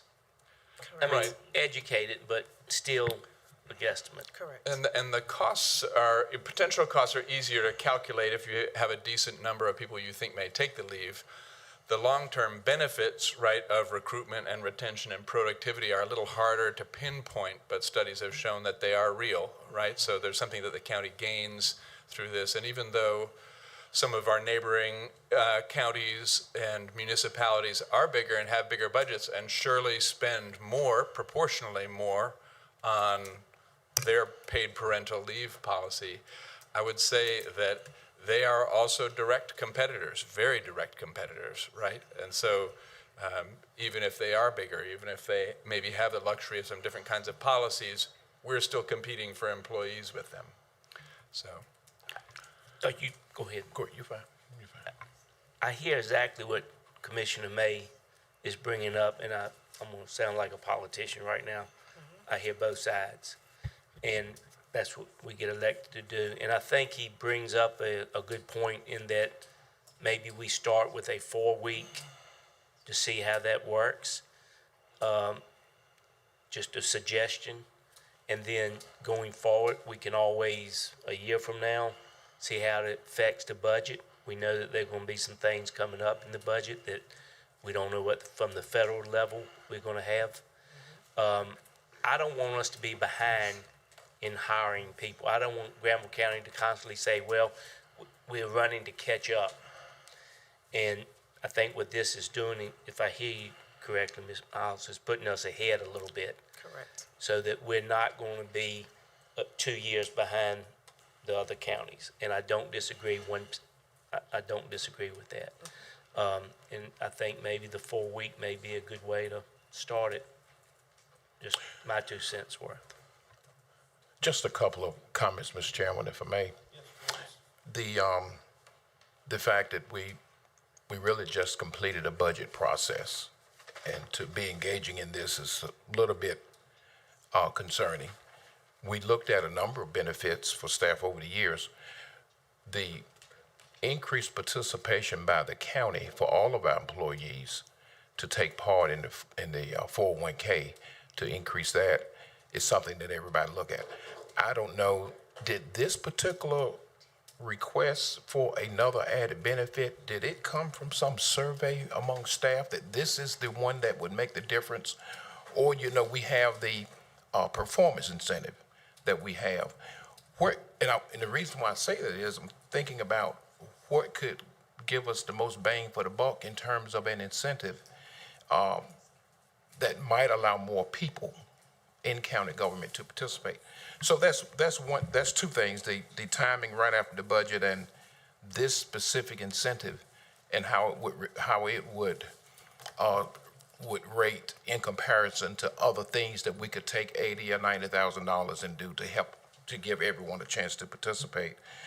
I think the overtime issue is something we've talked about when we look at individual budgets as we go through the year, and it's kind of hard to tell how that might go.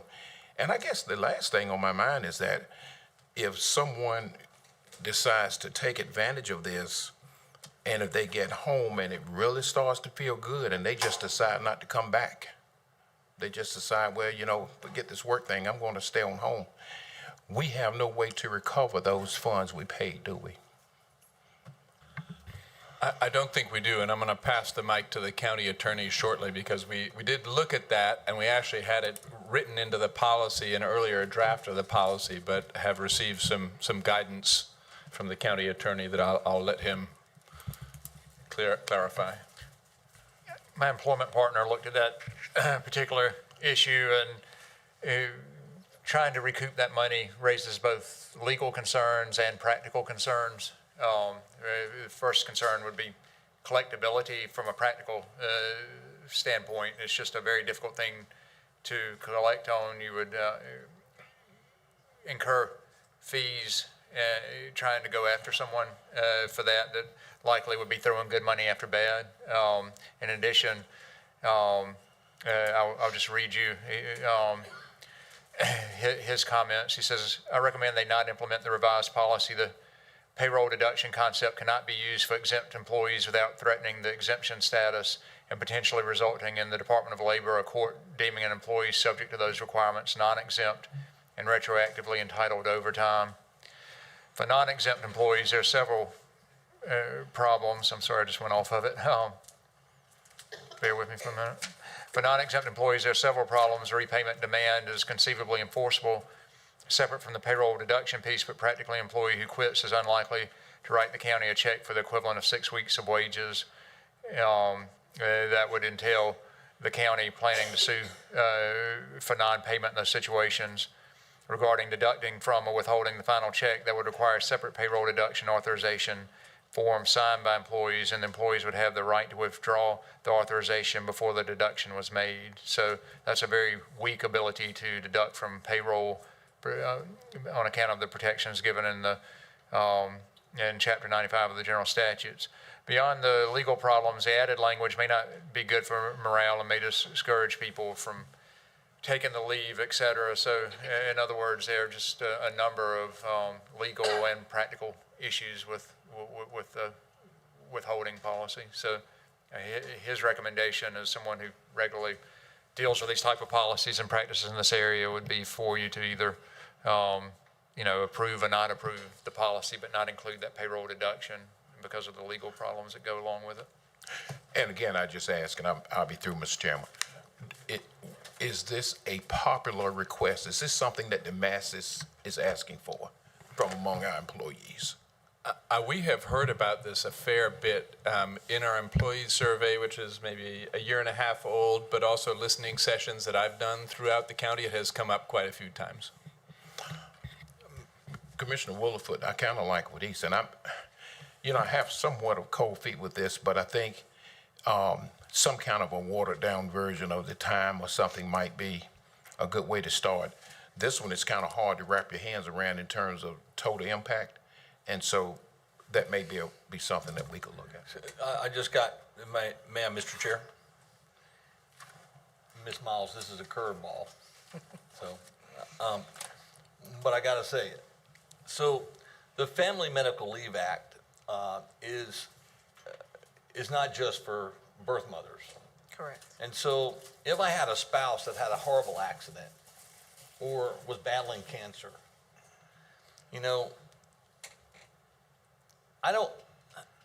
I'm kind of skeptical of a policy that picks out a class of person, that we're going to just deal with a birth mother or a couple.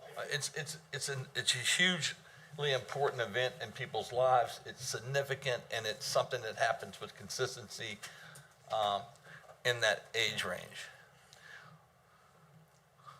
If we go down this road, I would encourage this board that, I don't think you stop. I think about the 50-year-old employee who comes down with a serious cancer and their job is saved. They don't have a cancer policy. They're concerned about, they don't have the leave time, and their spouse wants to be there with them, and it could even be terminal, and yet we don't take care of them. So I know I'm going down a whole nother avenue that we haven't chased, but it's for that reason that I have some hesitancy that we establish one for one group, and then we have this occur. Now, it doesn't mean the board can't come back and consider more time or start at one point and another. I just want to point out that, I don't want to be so locked in as a board on just one family event that's covered under I know it's carved out and discussed how we got here, which is all good. But that's one of my other concerns is that, not just young employees, but aged employees have significant events that occur in their lives that FMLA does cover, protect them, but we don't offer them anything. So I just want to keep that in mind, because I don't want us to, you may want to do something incrementally here, keeping in mind that the board may have flexibility to do something to help others at a later date through policy change or whatever.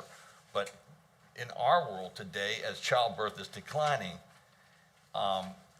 the fact that someone's going to have a terminal illness is it's almost, or a serious vehicle accident, is almost as something that will most likely occur to an employee. So that's.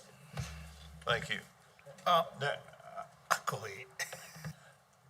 Let's explore our possibilities here. And I want to make sure we're clear on this. We can vote it up or down as presented. Mr. Wren, can we table this and bring it up for discussions in our next budget year and include it and look at including it in next year's budget, since we've already, we're just 2 months into a new budget year? Certainly. Yeah, Okay. You can do that. So that's another possibility. We can tinker with it. The weeks, 4 or 6. We've got that possibility. So what is the pleasure of the board? Do you want to vote it up or down? Do you want to table it until we have the budget discussions and include it in our, possibly included in our budget for next year? Or you want to massage it or tinker with it? Mr. Chairman, got a question, comment, maybe an appropriate question, an inappropriate question, but I know you can't really ask, but do we have a handle on, is there a plethora of folks that if we pass this tonight, we know that in the next 3 months there's going to be a blessed event and they're going to be out? So is there a bunch of folks that are ready to go? I mean, waiting with bated breath for this policy? We only have one person who has gone out in the month of July. The reason I ask it that way is, from a budgetary perspective, this could be a zero. We might not have anybody who, employee or spouse of an employee who has a baby, and we might be all worried about, or it could be the other end, and we could be $250,000 into it. It's one of those things. We could have something in the water, and we'll end up with a whole bunch of New Granville County residents the old-fashioned way. So budgetarily, this is a dark game for sure. The FMLA thing that comes up, I would hope that if somebody's having a hardship in their life, that they feel comfortable enough coming to our HR department and going through the process to alleviate whatever stressors they may have in their life. And if they don't have the time to take off, but they absolutely need to be somewhere, whether they're going through it or if it's in a support mechanism. It's why that act exists. So from a worry about overtime perspective, the folks that are going to take the time are going to take the time, and the overtime is going to be there whether we enact this policy or not. So those little type of things that we're kind of hitching onto this thing is kind of, adding to the angst, I think, about what actually normally occurs. I think that, there's some means things, and people make decisions in their lives, and some folks put more priority on one thing or another. But I think to have the availability of items that you can offer to new employees or retention of employees that you already have in that first, let's just say 15 years of a career, 20 years of a career with the county. Because we don't pay people a lot. County government, there's a bunch of weirdos work for us, right? It's a servant's heart, right? That folks that want to do this work of the business that we do to help people, and they're not in it for the money. But I think that giving this opportunity for staff from a recruitment and retention perspective is probably a win for us. And as far as comparing us to the Joneses and all that, I like to know, I was searching on the web a couple different times during our meeting tonight to look at who people are and what they do and where things are coming from. And that's okay. But to say that we're either going to do it because everybody else is doing it, or we're not going to do it because there's not enough people doing it. I think that you need to be unique enough and stand on our own and say, if this is something we want to attract or retain from a business perspective, I think it might be a good thing for us to take a look at. I just think delaying this, I'm not a can kicker. I just assume take it head on, up or down, move forward, one way or another. I realize it's a hard target to say, you know, and I went back and forth around, you know, the federal government's 12 weeks. You know, is 6 weeks a good amount? You know, I said about county government folks, I was the weirdo that stayed home with my baby. You know, and it's a lot of different folks, a lot of different strokes, but enabling our folks to take this type of a benefit, I think would be a good thing for us and for our employees. And I know that there's probably going to be some people that are not of or no desire to have children, and they may boohoo this benefit. But I think that it's one of those things that, you know, is sour grapes for people who, just because they can't achieve something or have it, doesn't mean everybody else shouldn't have availability to it. So I'm in favor of this. You know, I do like the fact about, you know, tweaking it a little bit with, you know, I noticed it was 12, you have to take it within 12 weeks of the blessed event. You know, I know some people have, especially for the person that's actually involved in the event is just kind of the cheerleader on that front, the man, let's say it.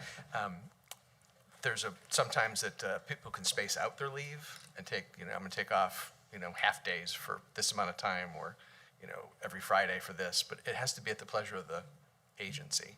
You know, if you're a new dad in April and you're like, yes, there it goes, I get Christmas off now, and I get, you know, Thanksgiving off because I'm gonna space out my 6 weeks and put it on all the, like, big football games or whatever, how you work it, right? But I think that needs to be a discretionary thing. If you take it right when it happens and you're going to do the whole, like, you know, the bonding and all that, that's awesome. But there are some folks who know that, you know, when my spouse goes back to work, I'm going to need to be there more when she's not there than when she is there. So there's a balancing act on that, but I just think that we need to be open and accessible to our people. So that's my 2 cents, 3 cents actually. Mr. Chair. Thank you. Mr. Chair, I just. Hang it 1 second. Commissioner Jay was asking to speak. I would just like to say, you know, Commissioner May, you touched on a critical point when you said that about a spouse having cancer and you want to be there and can't be there, and because you had to work, and we doing this. I was going to comment on that. Mr. J may help you with something. Okay, go ahead on, finish that. So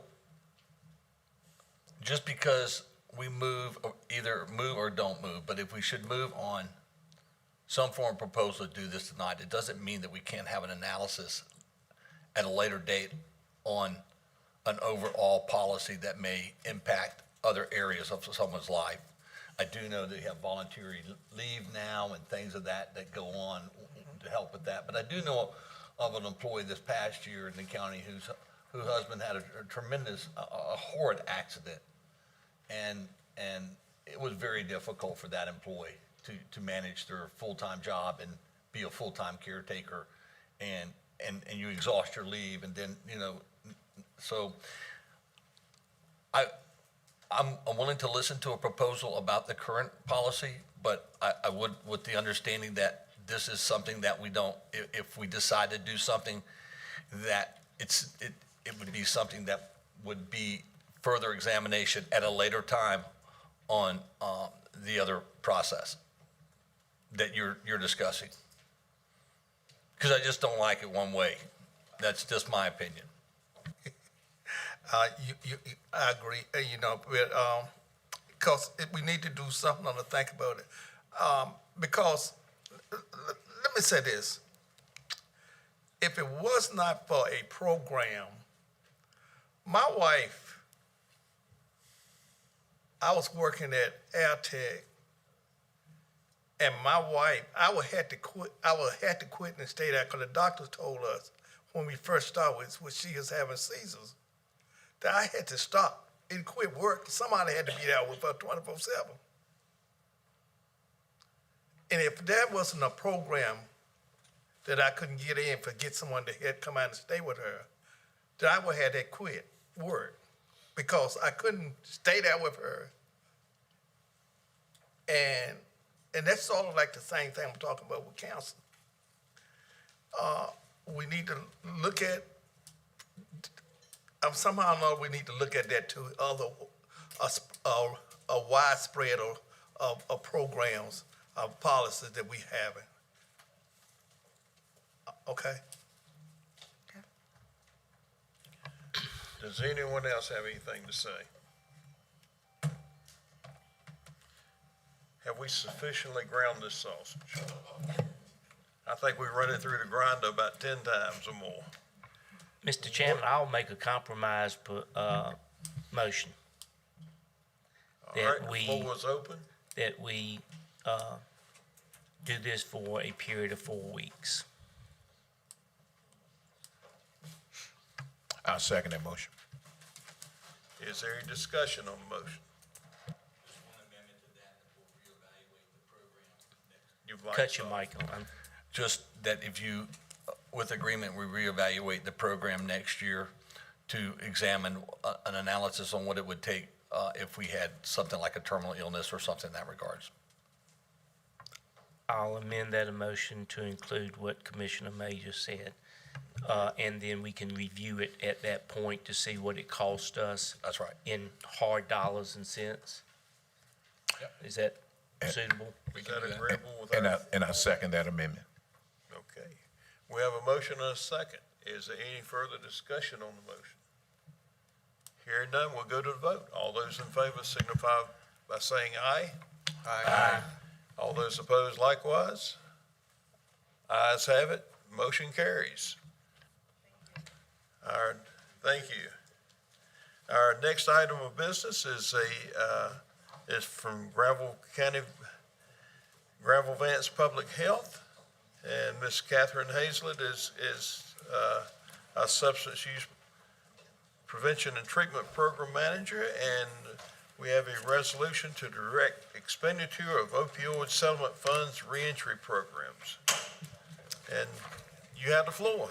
Thank you so very much. I am here to represent Central Community Services and their proposal that was approved by the Opioid Advisory Committee to provide reentry services to those with an opioid use disorder that will be released from the Granville County Detention Center. And some of the reentry services that they're intending to provide include assisting clients to choose and apply for housing opportunities such as residential treatment, halfway houses, Oxford peer-run homes, and community housing, linking clients with behavioral health care, substance abuse providers, and primary health care resources, helping clients to secure benefits and access resources such as insurance, identification, transportation, disability income, employment, education, support groups, and harm reduction activities, providing direct services to include psychosocial education for the client and the family, skills training, supportive counseling, and recovery strategies, and collaborating with law enforcement, attorneys, probation, treatment providers, local helping services, the post-overdose response team, and harm reduction programs and generic community supports. They are asking for a total of $45,543 that would cover a period of beginning essentially today or whenever you all voted on this proposal through June 30th, 2026. Any questions on the proposal? Actually, I have one, and this, the form we have shows 43,257. Is that correct? Yes, sorry, I read from the wrong document. Yes, Oh, okay. sorry, yes. All right. Thanks. Thanks for clarifying that. Is there any questions from any of the board members? Mr. May. Mr. Chair, good evening, Kathy. Have we started the medication for opioid use at the detention center yet? Not the induction program yet, but the continuation program has continued. My question is, why not? Well, my understanding is that there's been quite a bit of deliberation of the contract with Southern Health Partners, but in talking with the sheriff earlier this evening and Rob Bayless. My understanding that there is a verbal agreement, but there is not a signed contract at this time. So how long is that? How long? I think we approved that almost a long time ago. It's been a year. So I'm concerned that we've approved something, should be going on, and we're moving on to other programs. And this is, if I understand it correctly, this is kind of a cornerstone of the program. The induction program itself needed a lot of structure developed first. And so that structure has been developed. So we've got it ready to go. We've got people, Jessica Sharon from Advanced Recovery as the coordinator of that induction program. So we have all the pieces in place. We just need to get the contract signed, is my understanding. Yeah. Oh, you're here. So as of about 2 weeks ago, I think we sent the contract from Carmen and from Southern Health Partners. We agreed on an amount that we could try to utilize. So we're waiting for Southern Health Partners to do their part. So once that is done and the approval goes through the county manager and to the county attorney, then we should be ready to go. Everything else is already in place. The only thing we're not doing is providing the medication for the offenders. All the programming, SOPs, policies, everything else has been done. So we're just waiting on that contract from Southern Health Partners, and we're ready to go with everything else. My question though, Sheriff, is that it's been a year. And so, contract. Okay, so how can we in the future, so when these proposals come from us, and this is just like, when we approve things, it's nice to see things happen. It's nice to know that they're not chewed up in bureaucracy and we're spinning wheels. And in my mind, as we come forward, we're talking about all these great things we're doing. In reality, we haven't started yet. And so that's my concern, is that, so I think it helped this commissioner in the future that when we come forward, it's like, we are doing this now. So we know, so when we go out and talk to the public and we get questions from the public, that we can answer them with clarity, going like, this is happening now. And so I wasn't sure, and that's why I asked. Yeah, everything is on board. As soon as they sign it, agreement, we've technically hired a nurse manager already. They went ahead and did it without even signing the contract. Ms. Kim Lewis I think Ms. Tasha did it like last week or two. So they did that in those steps. But Carmen and Ms. Harrison have not sent the contract to the county manager or county attorney, if I'm not misspoken. So how do we have? They agree to the changes we discussed then? I think that they did. State's supposed to been getting with you guys about sending y'all the contract. Okay. Yeah, I've not heard. And I will give Ms. Hazlett and the sheriff credit where credit is due. They have been pushing pretty hard to try to get that program going. I think where we were getting hung up, or one of the places, was commissioners had been clear that they wanted opioid settlement funding to cover all opioid-related programming.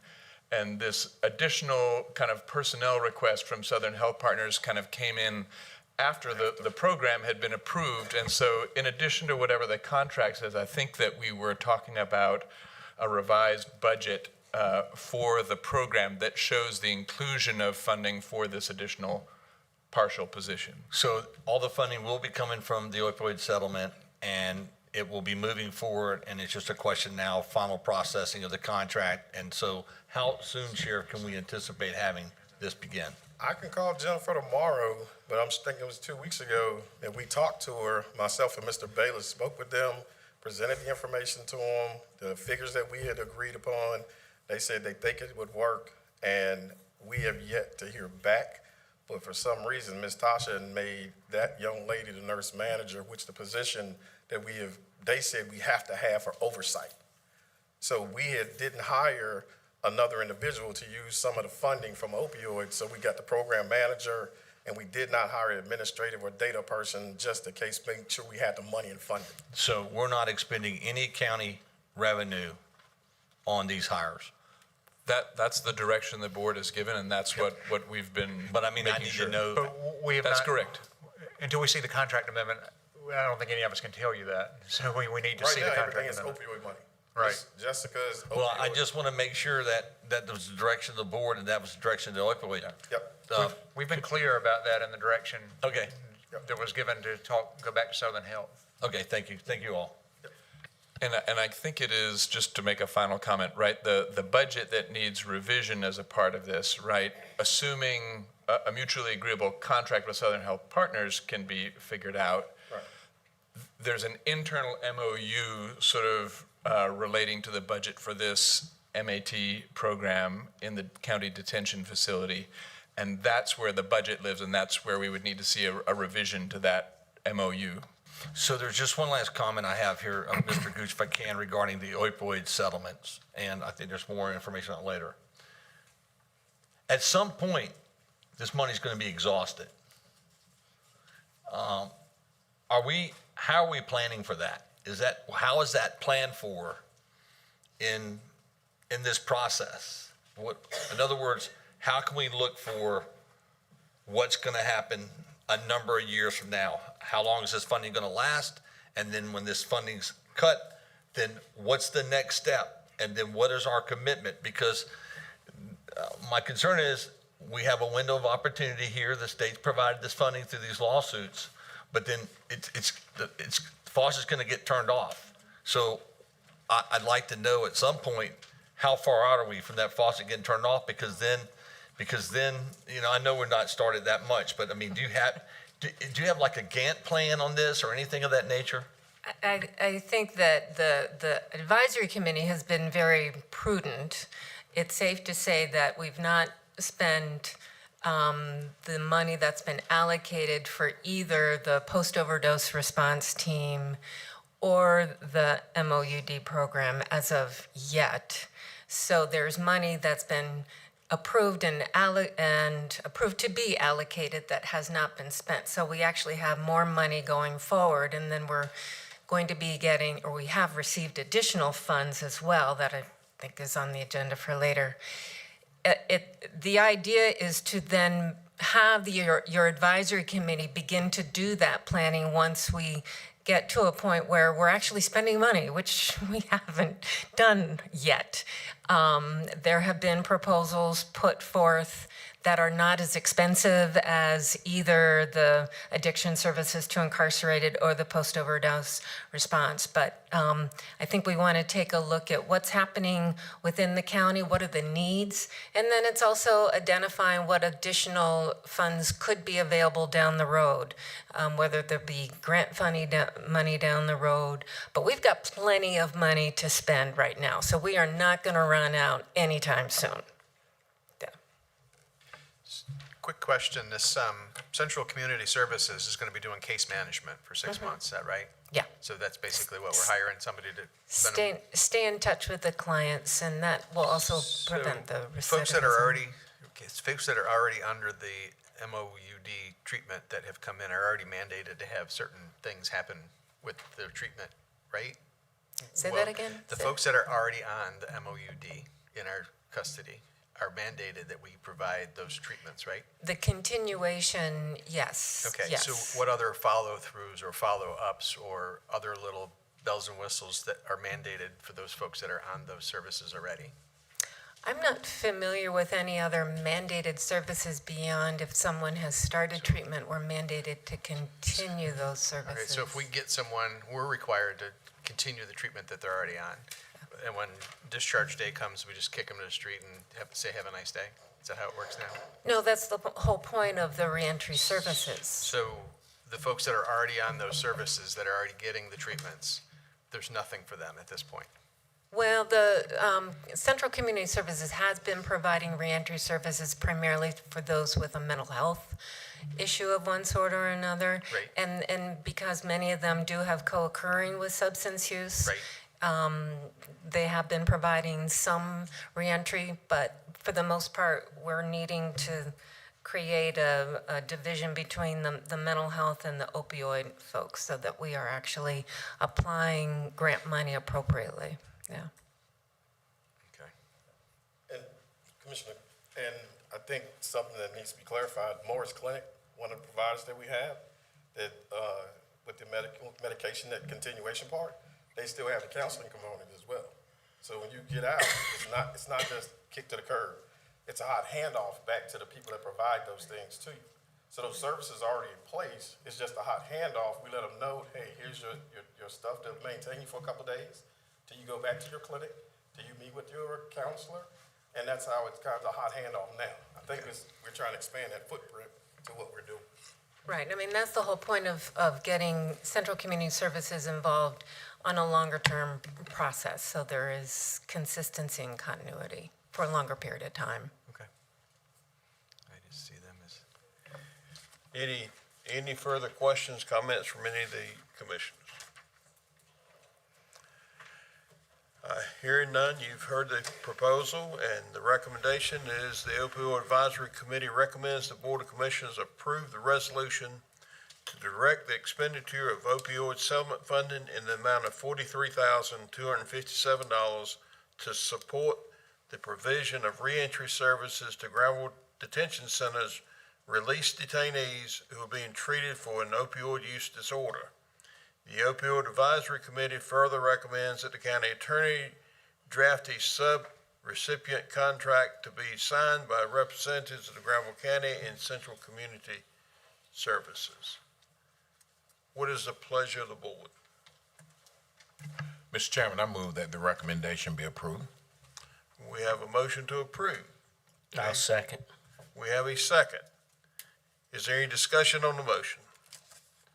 Hearing none, we'll go to the vote. All those in favor signify by saying aye. Aye. All those opposed likewise. Ayes have it. Motion carries. Thank you. Thank you so much. Yes.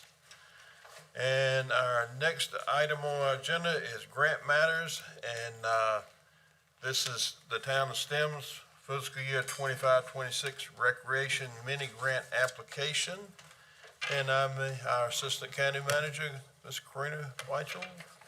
Thank you. Hi there, good evening. And have at it.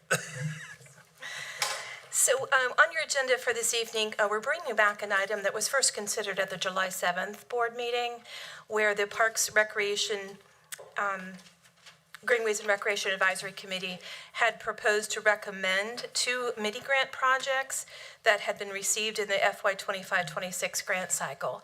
The first of which was the Toller Community Reach Out Club. They had applied for $19,000 to construct a restroom facility at their park, and that was approved by the board.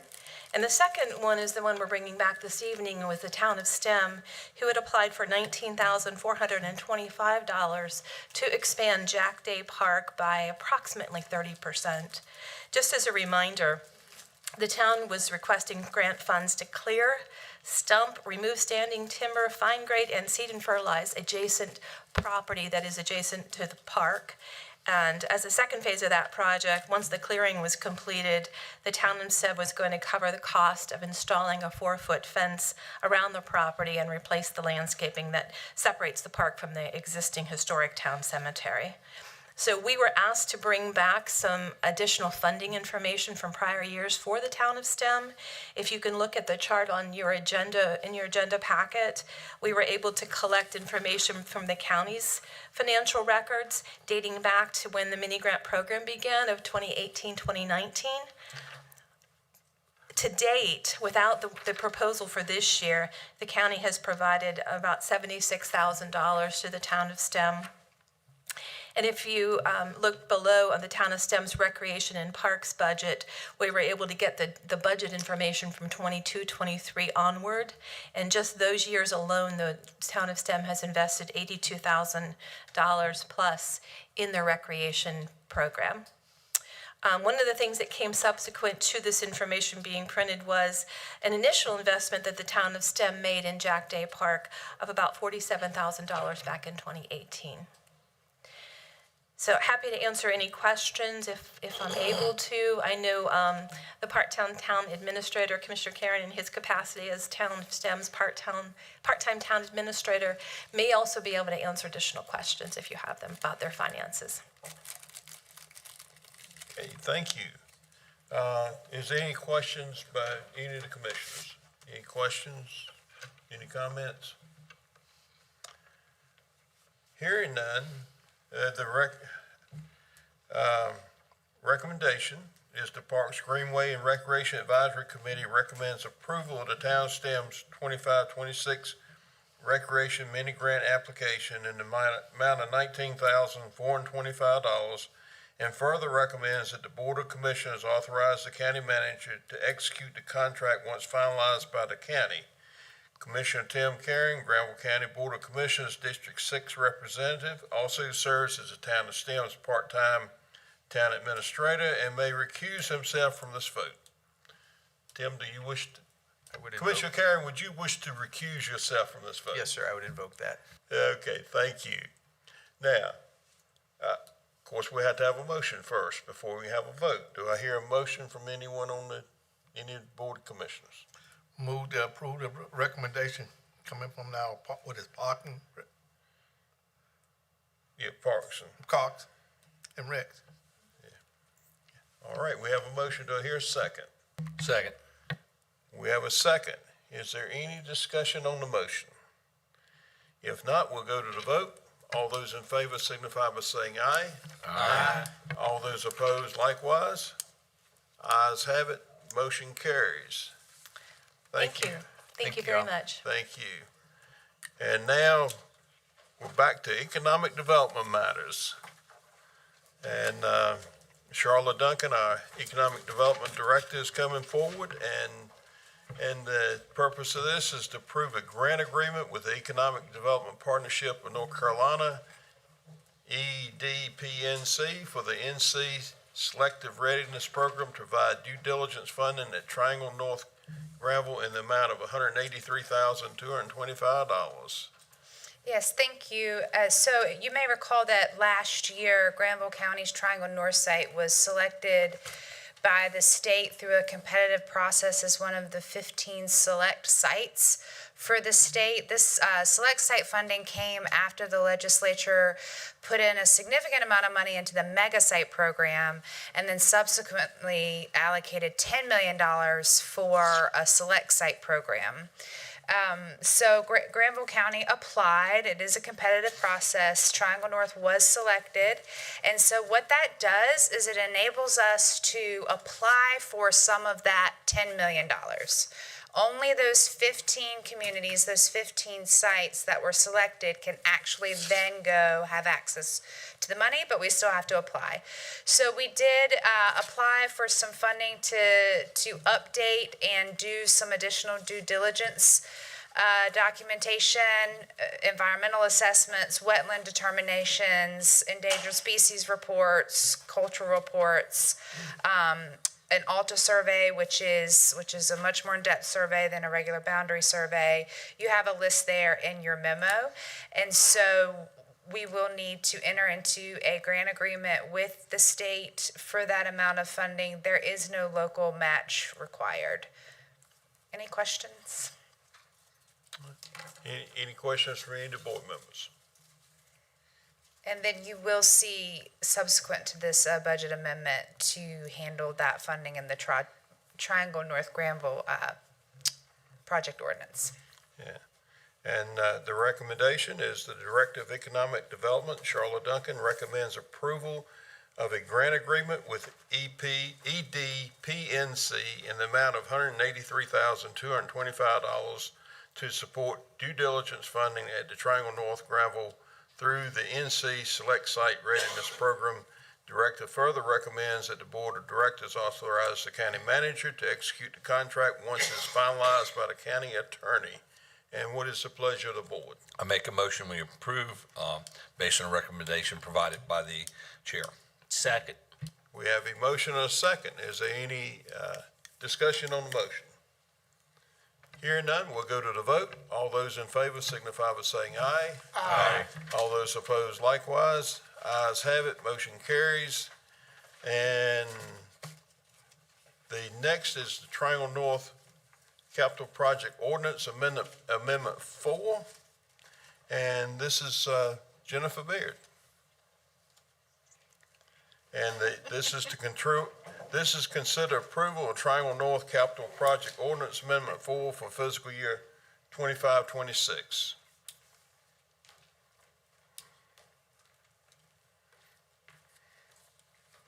Good evening. So this amendment directly follows the grant agreement that was just approved. And so this project ordinance will, it will amend the budget, and it will budget the expenditure and the corresponding revenue to be used as intended with the agreement that was just approved. Okay. And the recommendation is the county manager and finance director recommend approval of the Triangle North Capital Project Ordinance Amendment 4 for the fiscal year 2025-2026. Does anyone have any questions for our finance director? Hearing none, the board will entertain a motion. I make a motion to approve. We have a motion to approve. Second. Do we have a second? Any discussion on the motion? Hearing none, we'll go to the vote. All those in favor signify by saying aye. Aye. All those opposed likewise. Ayes have it, motion carries. Thank you. Now we've got a very important question for the board. Do you want to forge on through with these appointments, or would you like to take about a 10-minute break? Keep rolling, okay. Well, then the next item on our agenda is appointments and the ABC Board. Let me find page 139. And this is to make appointments, reappointments to the Granville County ABC Board. A local board has the authority to manage ABC store operations. Am I stealing your thunder, Drew? Or you want me to go ahead? Forge ahead. All right. All right. A local board has the authority to manage ABC store operations, including buying, selling, and transporting alcoholic beverages. It adopts rules with commission approval, hires and fires employees, designates a manager, and requires employee bonds. The board issues permits, ensures law enforcement compliance, borrows funds, acquires property, invests surplus funds, and disposes of property per state law. It also carries out other duties as required by ABC law. And the recommendation is the ABC Board recommends appointing 2 additional members, expanding the board to a total of 5 members. New appointments will serve 3 terms. And we have attached the member list, which is Steve Owen for the southern end of the county. His term expires in March of 28. We have Robert Williford for the central. His term expires in March of 26. And we have Michael Smith for the northern end of the county.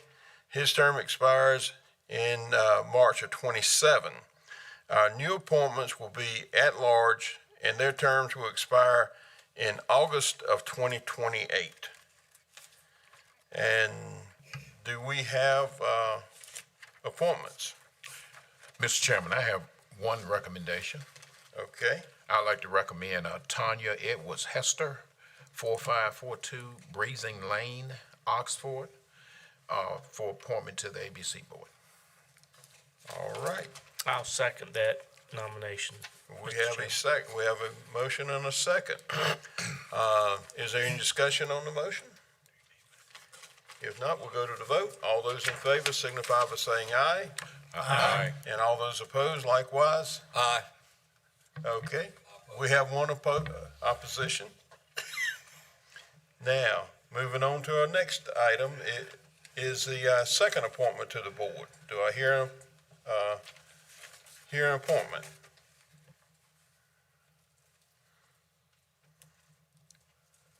Mr. Chairman, I'd like to nominate Tim Karan. All right, we have a nomination. Do I hear a second? Second motion. We have a second. Now, Tim, I guess you're going to have to recuse yourself from this vote. Is that proper? I voted for myself in the election and I serve on this seat with, but Yeah, that's right. okay. Let's ask for clarification from the attorney. Yeah, I'm not clear there's any need to recuse himself. Okay. Is there any payment involved in serving on the ABC board? So, to make it cleaner, it'd be easier if I just recuse myself from this vote. Okay. Is that acceptable? Assuming so, we'll move forward. Is there any questions on the motion? Hearing no questions on the motion, we'll go to the vote. All those in favor signify by saying aye. Aye. All those opposed likewise. I oppose. And we have the same vote. And the motion carries. And we move on to our Animal Control Advisory Board.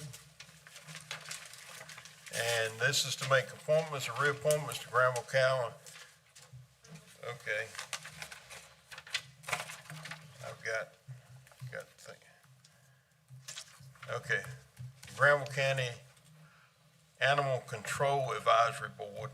And the function of the Animal Control Advisory Committee is to hear appeals of dangerous or vicious animals, declarations enacted by the County Animal Control Department, establish procedures for appeals, formulate general policy for the Animal Control Department, identify and investigate options for managing animal control issues, and ensure that the county's animal control practices are consistent with standard animal control practice. The District 7 seat is vacant, and I'm going to have to ask Vice Chair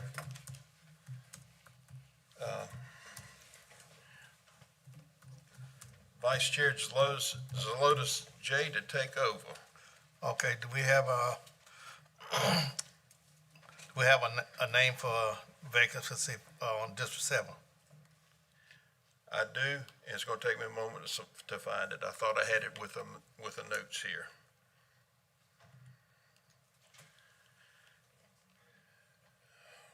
Gosh, I'm having yeah. Looking for your notes, can I make an announcement? Yeah. We did lose the veterinarian on our animal control board. She recently died down at the beach, so please keep her in your prayers. Yes, thank you. And we will address that in a minute. And, yes, I'm having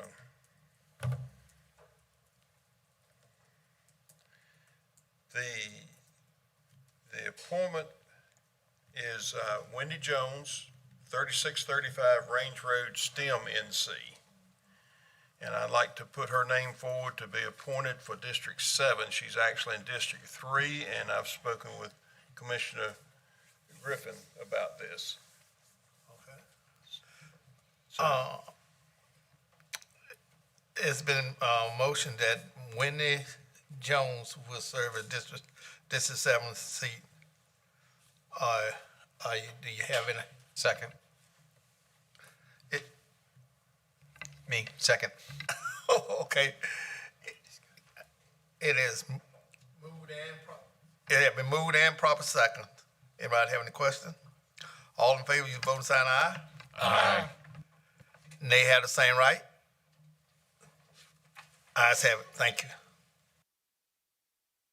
And thank you, Commissioner Jay. And also, it's, yes, we have Mr. Chairman, yes. if I could, we did recently lose a valued member of our community and a valued member of our Animal Control Advisory Board. Ms. Laura Scapino served as a veterinarian for that board. I had been advised and understand that the Animal Advisory Board has had an application to fill her position, and I'd like to bring that person up tonight to appoint Dr. Trudy Bowden to fulfill that position. Dr. Bowden has also served on that board previously, and I appreciate her willingness to step up and serve in that role. So I'd like to appoint Ms. Trudy Bowden to serve that role, please. I'll second that nomination. Okay, we have a motion and a second. Do I hear any discussion on the motion? Hearing none, we'll go to the vote. All those in favor signify by saying aye. Aye. All those opposed likewise. Ayes have it, motion carries. The next item is Mr. Chair? Yes. Can we take that moment now to recognize Mrs. Scapino? Yes, please. Yes. So Dr. Scapino was actually out of my district, Muletown veterinarian. Just an incredible lady. Treated all our animals, loved by our community as a whole. And we're very grateful for her service. And we will, there's additional information. Dr. Scapino passed away on Saturday, July 13th. A memorial service will be had on 9/20, September 20th, 2025 at 2669 Horseshoe Road, Creedmoor. And so I'm sure the family would, her husband would welcome those who want to attend. And I also understand it's a memorial service where you'll be expected to roll up your sleeves and do a little work. So, but thank you. And I just wanted to make sure to, and obviously anyone else would like to make a comment about Lori, but she was just an outstanding veterinarian and an even better person. Does anyone else wish to speak?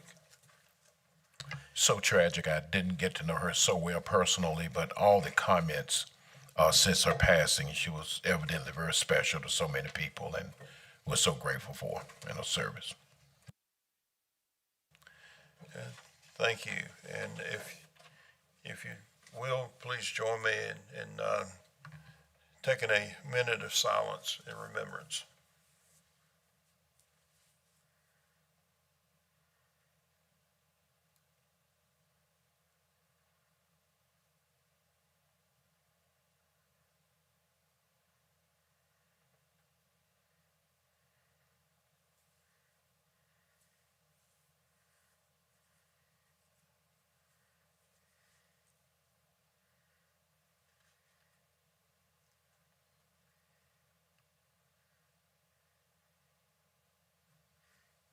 Yes, thank you, everyone.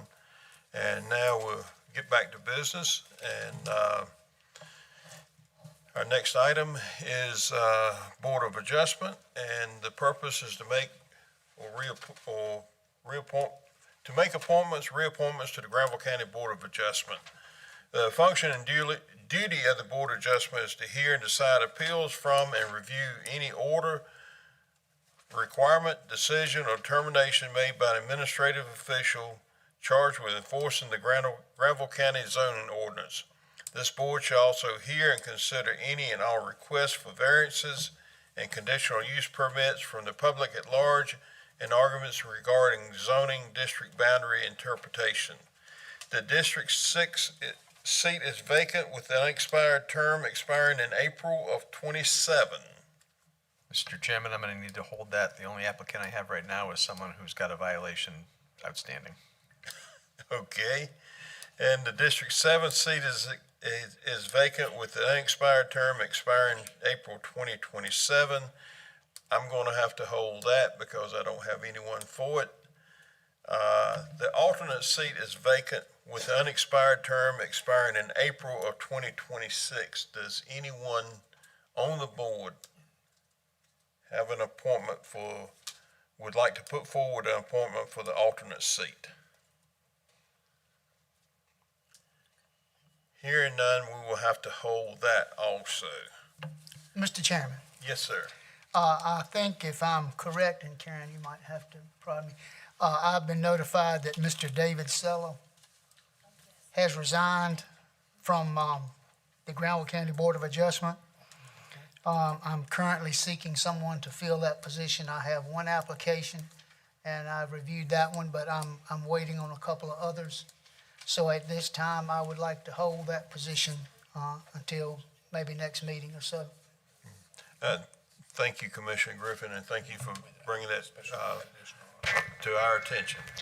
Thank you. Mr. Chairman, Yes. given the difficulty of filling these positions for the Board of Adjustment and the crucial role they serve, it might, and I'm not suggesting that you actually do it, but it might be worth at least considering and asking us to bring back thoughts on whether or not the planning board should be appointed to serve that role. Butner recently did that due to the same difficulty, and it may be something that this board wants to consider so that we at least have someone capable of making that decision. Yeah. Okay, and the question I have is, how many on the Board of Adjustment also serve on the planning board? None currently, I don't None think. currently? None. Yeah. But that Board of Adjustment serves a critical role, and it could slow down necessary decisions if we don't have enough for a quorum. Mr. Chairman, I know in the past that there's been dual membership. I know that the chairman of the current planning board was a Board of Adjustments member as well. That changed some time ago, but I would be immensely in favor of morphing that board into serving both of those roles. Is that something we can vote on and do tonight? I wouldn't recommend doing it tonight. I would want us to look into it to make sure, we vetted it from the municipal standpoint. I'd want to look at it carefully from a statutory perspective, but I think if it's something you all directed, we could bring that back at the next board meeting for consideration. Is the board on agreement in asking our attorney to look into this? Is there any objection? Hearing none, please look into it and come back with a recommendation. Okay, thank you. Thank you. And now our next item of business is the Fire Commission, and that is to make appointments, reappointments to the Granville County Fire Commission. And the Granville County Fire Commission established by the Board of Commissioners on July 5th, 2022 to support strategic planning and coordination of fire and emergency services throughout the unincorporated areas of the county. The commission is composed of 7 voting members, 3 subject matter experts, SMEs, in fire and emergency services who reside in the unincorporated areas of the county, representing the northern, central, and southern regions. 3 citizen representatives also residing in unincorporated areas and unaffiliated with fire or emergency service, 1 from each region, and the current president of the Granville County Fire Chiefs Association. The 3 members of the Granville County Fire Commission whose terms expire July 2025 and who are eligible for reappointment are Andy Culberth, Northern Region SME Fire and Emergency Services, Chip Fudge, Central Region Citizen at Large, Richard Ray, Southern Region SME Fire and Emergency Services. And what is the pleasure of the board? You want to handle these one at a time, or you want to do it all a slate? Let me hear a motion. I make a motion, we do them as a slate. Second. Okay, we have a motion and a second. Any discussion on the motion? Question, has everybody asked all of them, will they serve no term? Jason Revis checked with everyone. Huh? Jason Revis checked with everyone. He did check Yes, with them? Okay. He's the one Okay, who called me and told me that they I wasn't okay. just want to know, since they have so much fire. I talked to 2 of the 3 as well, and they were agreeable. So I think we can safely assume that they're willing to continue serving. Okay. All right, the motion's been put forth to vote on all of them as a slate. We have a second. Is there any further discussion on the motion? Hearing none, we'll go to the vote. All those in favor signify by saying aye. Aye. All those opposed likewise. Now, as I understand it, we decided to vote on them as a slate. Does that mean we approved them as a slate? Yes. Okay. Want to make sure everyone's in agreement. It's getting late. Okay. We've handled that one, and the next one up is the Human Relations Commission. To make appointments and reappointments to the Granville County Human Relations Commission. The Human Relations Commission fosters understanding and goodwill among all citizens to promote the community's welfare. It advises the Board of Commissioners on programs and concerns related to human relations, serves as an impartial forum for community dialogue, and works to promote peace, respect, and harmony. With prior board approval, the commission may sponsor events that encourage responsible citizenship and mutual understanding. Is also empowered to develop and recommend human relations programs to the board. Lynn Allred, District 1 relocated out of the county and the seat is vacant. Commissioner J, do you have an appointment for District 1? Mr. Chairman, I'd like to appoint Wonderland Burnett roster for this 102 4th Street to serve in that seat.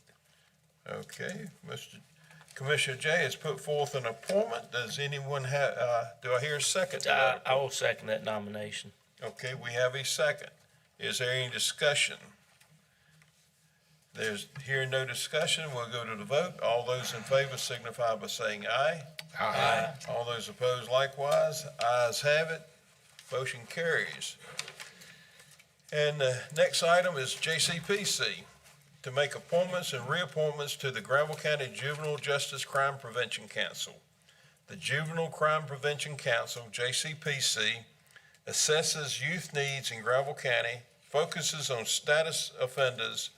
It helps plan and oversee community-based alternatives to training schools and delinquency prevention programs. JCPC also promotes awareness, evaluates program effectiveness, and identifies ongoing needs to improve outcomes for local youth. Currently, there is a vacancy for a specified member representing the county manager. County Manager Drew Cummins recommends the appointment of Cooperative Extension Director Selena McCoy to fill this vacancy. Do I hear a motion? Mr. Chairman? Yes. I move for the appointment of Selena McCoy to the Juvenile Justice Crime Prevention Council. I second. We have a motion and we have a second. Any discussion on the motion? Hearing none, we'll move to the vote. All those in favor signify by saying aye.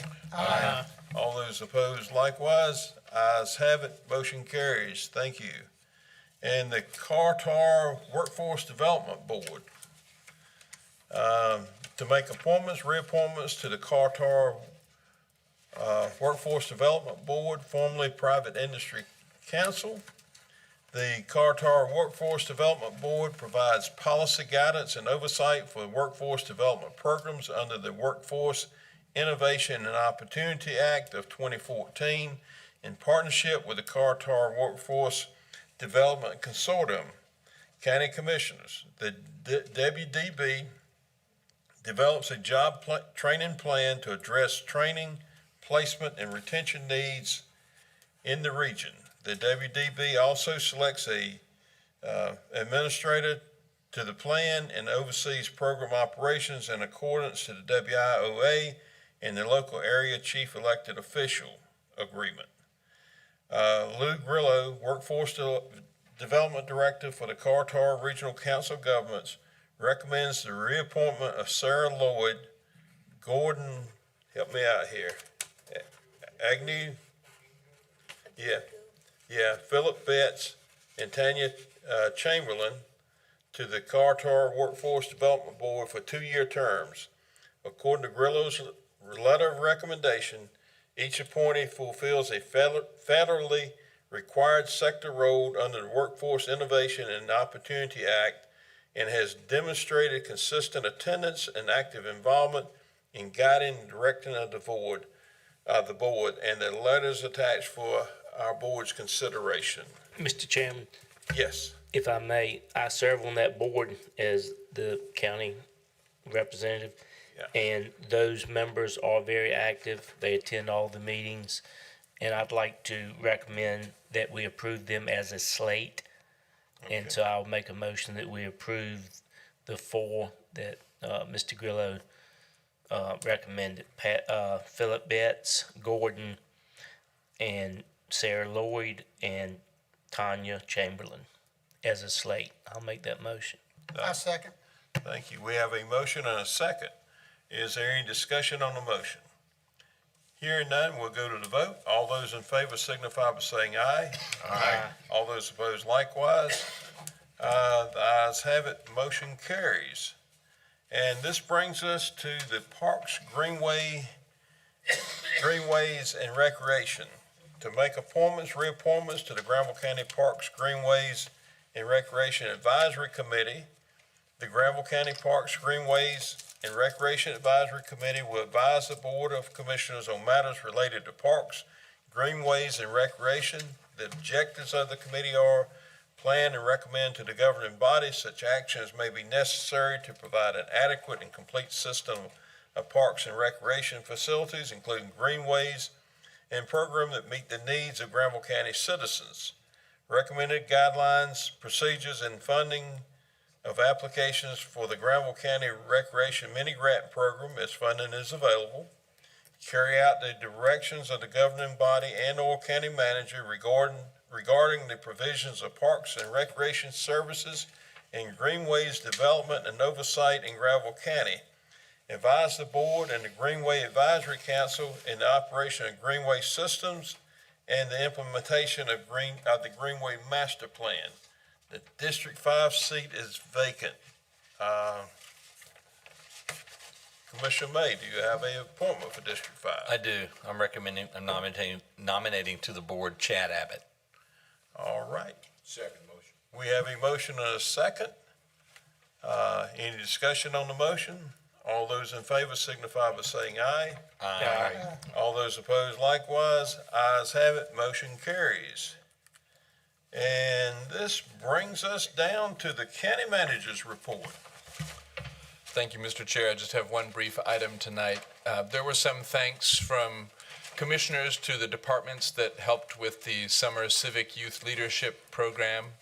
But I want to also extend my thanks to the group of people. You know, any program like this takes kind of a coalition of the willing to make it run, and it's not something that I would ever want to force down the throats of any department or any employee, but we had a really good group of people helping to run this. One of them is sitting right up here at the dais, Karen Evans, and Jessica Todd, and Lina Howe, and a variety of other folks. And we had Cooperative Extension, our own manager's office, the tax department, animal control, 911, the library, emergency management, and solid waste, all participating and helping to kind of orient and introduce their functions to these fine students that we met tonight. So my gratitude to all of them for making the county look good and helping us do good community outreach to our younger citizens.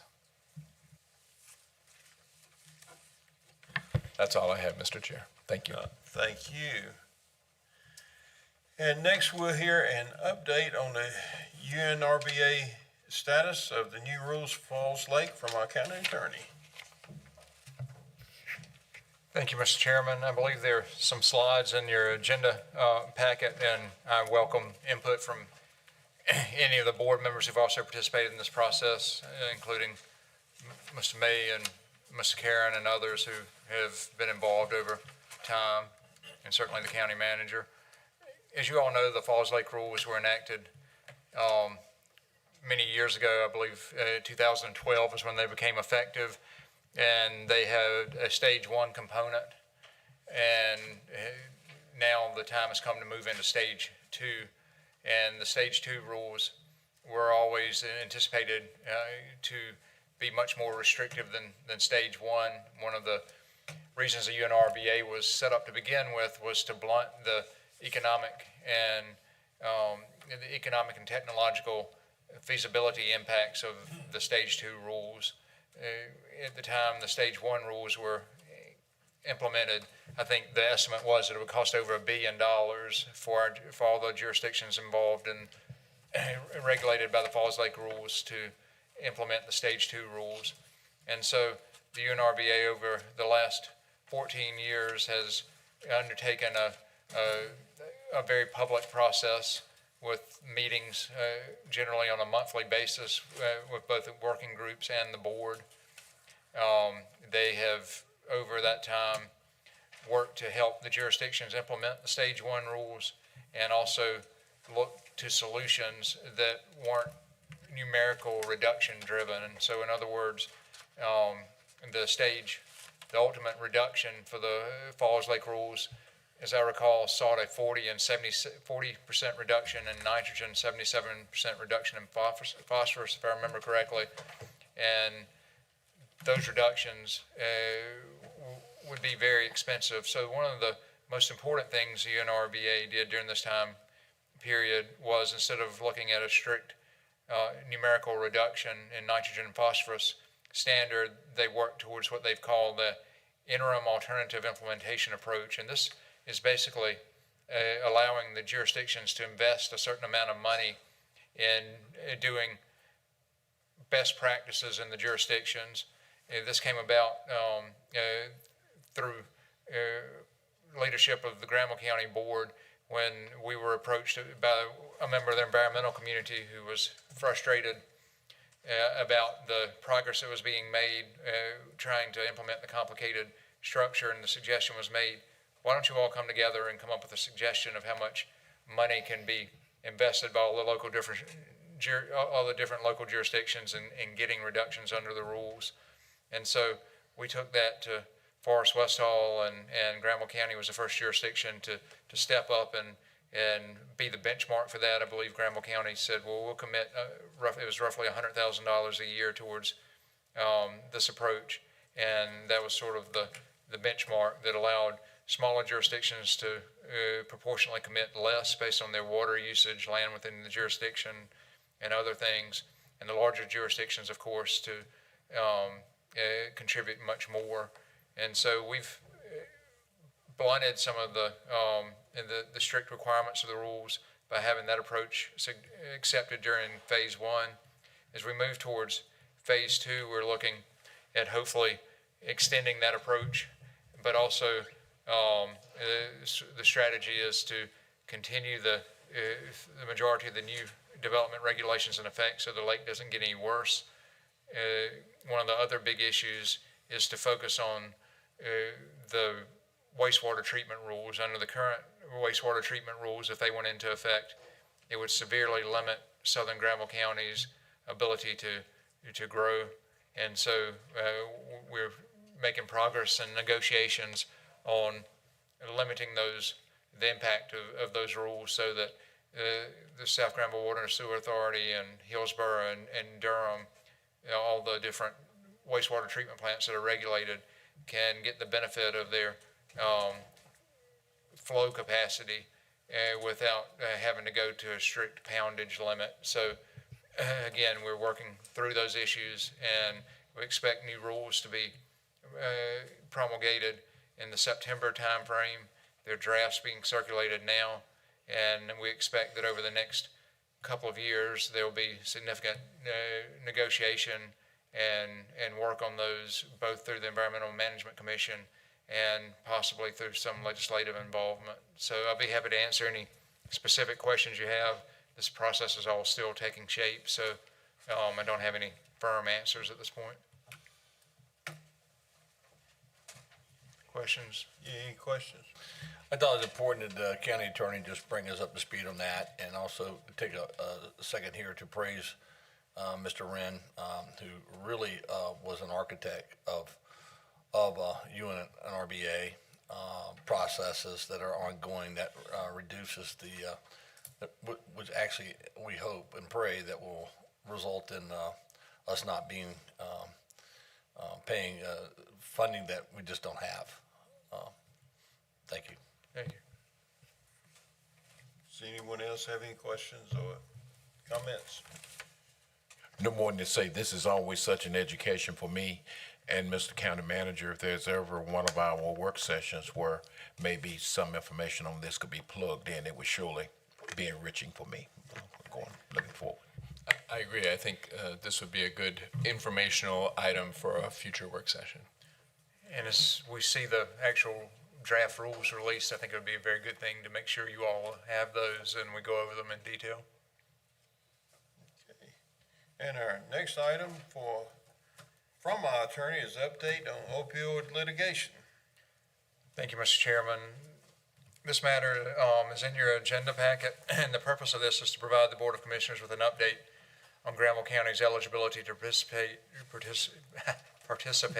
in the Sandoz opioid settlement, the Purdue-Sackler settlement, and 9 new opioid defendant settlements, including the separate Sandoz settlement.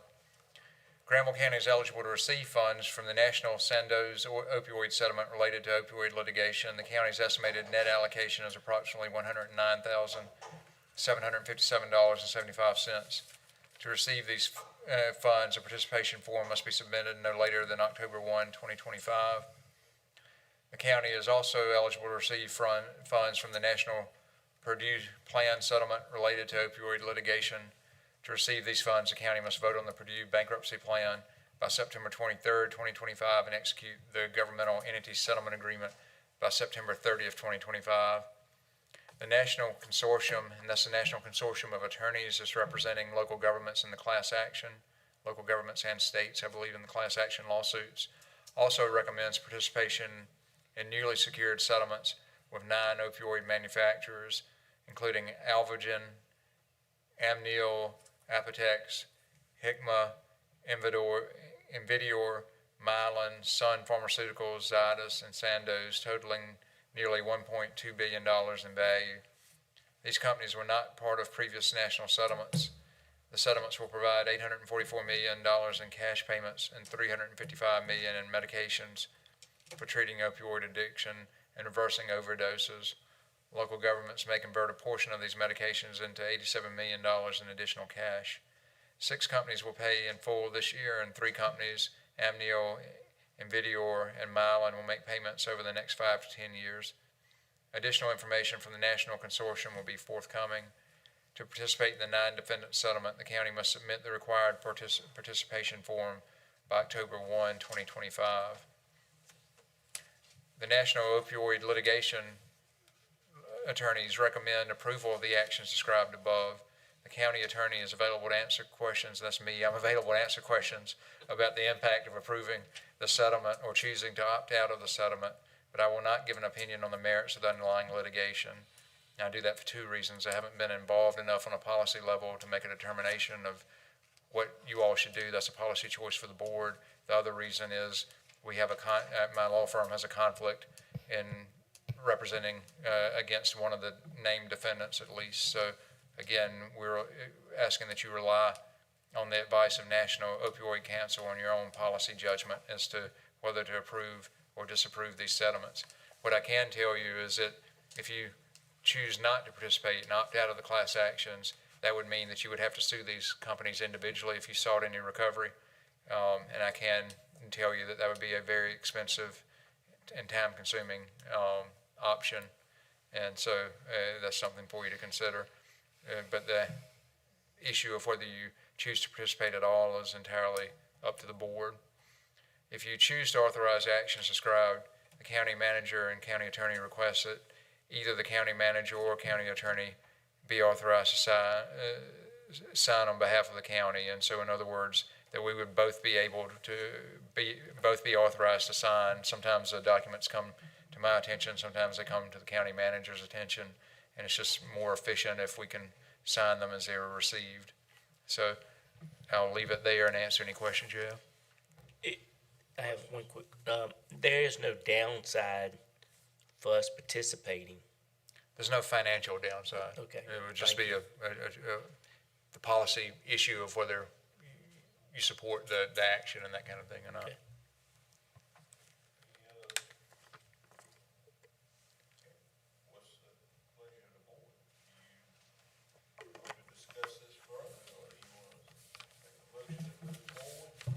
Make a motion, we move forward with the county attorney's recommendation.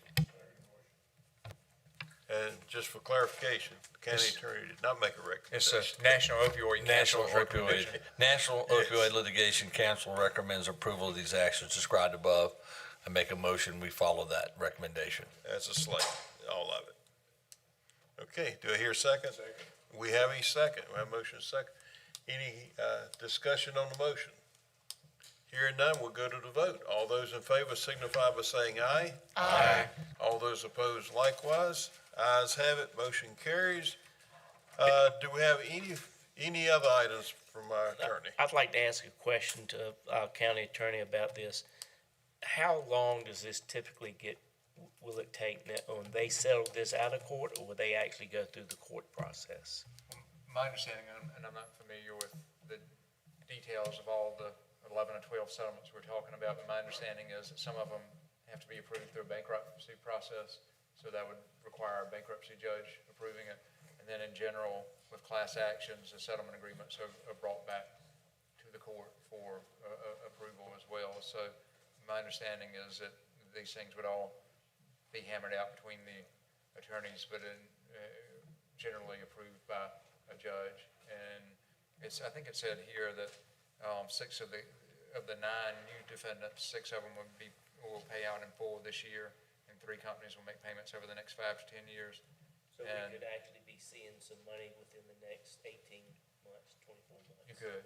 And the only dollar amount that I have is $109,757.75 related to the Sandoz settlement.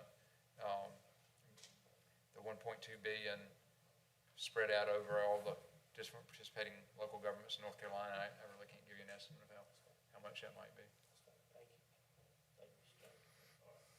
Anything further from our attorney? Not at this moment. You don't have anything else? And then we'll move on to start with Commissioner Tony Cozart. Thank you, Mr. Chairman. Sheriff Fountain, congratulations, and I know it's so good to work alongside other law enforcement in surrounding counties, because I know so often crimes kind of cover over, so new ideas and things can be gathered. So congratulations on your recognition tonight. I also want to say to the board that Mr. Kevin Otis, who's our CEO at the Masonic Home, he's retiring, and matter of fact, I'll be going to an event, but just want to let you know, some of you I know go to the homecoming. That might be getting near the end of his official tenure. I know there are interviews on Friday, but I just wanted to say publicly how much I appreciate and admire the work he's done for those children up there. Been able to spend a lot of time there at the home, and I'll tell you, that campus is more open and it's been used for a lot of good things. And he's just to be commended on a job well done. I also want to say that Commissioner May and I were, on July 24th, had a wonderful meeting with the school's leadership. And I was very impressed as Superintendent Winborn gave some highlights. They went to a zero-based budget.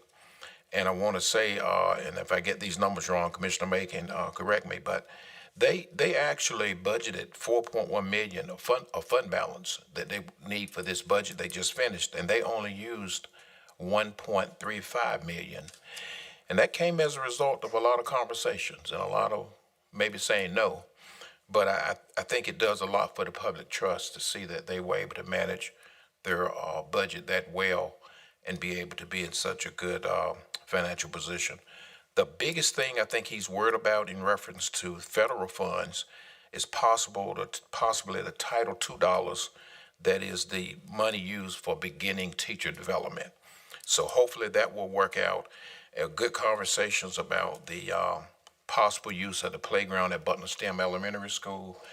There are some interest in the schools that will be closing from Butler and other entities. So our senior services. So it was a very, very encouraging meeting, and feel real good. And I just apologize to all of you who were there today. I just couldn't make it to the convocation. But, Mr. Chairman, that's my report, and thank you so much.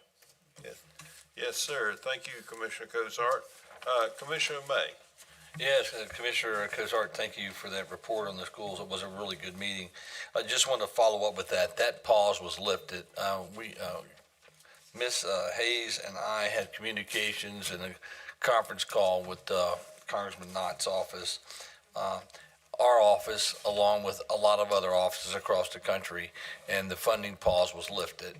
So there should be no hiccups in regards to receipt of that funding.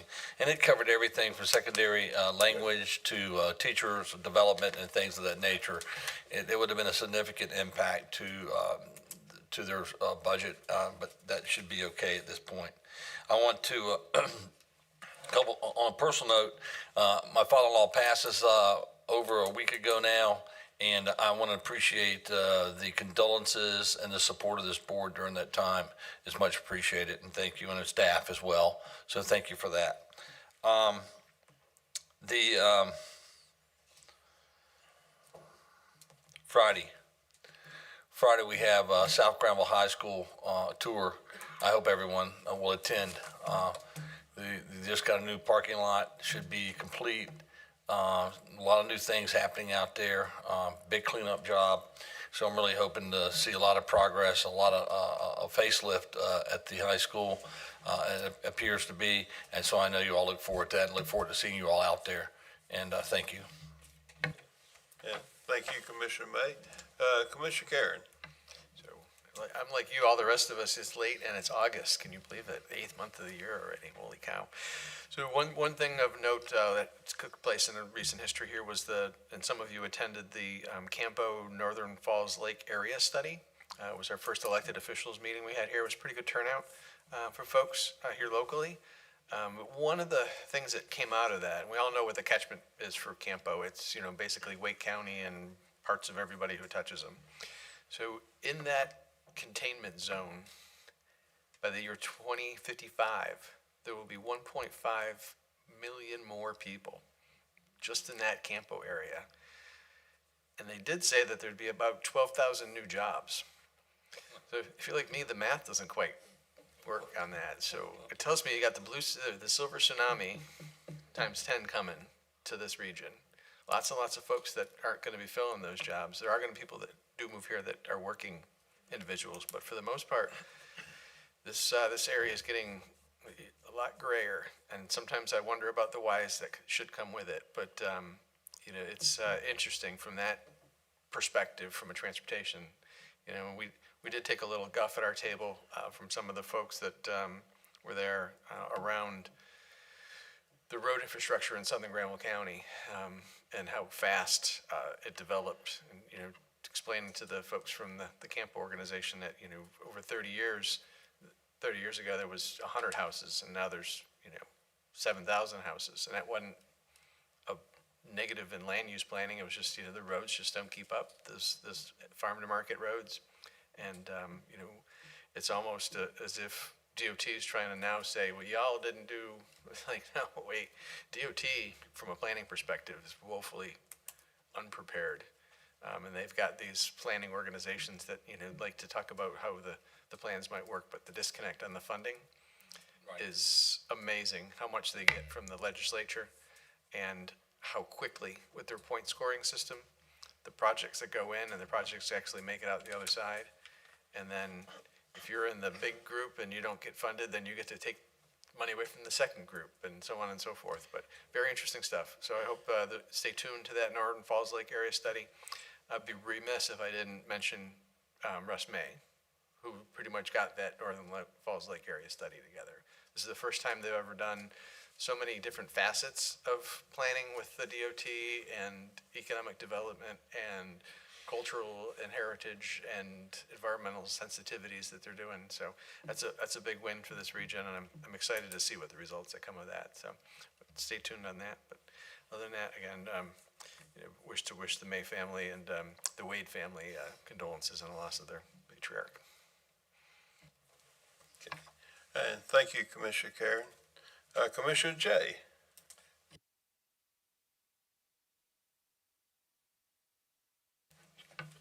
Excuse me. First thing, congratulations, Sheriff. Also, we had two peoples that retired that worked hard for Granville County on the 31st. One was Sergeant Floyd Griffin. He retired. Congratulations to him.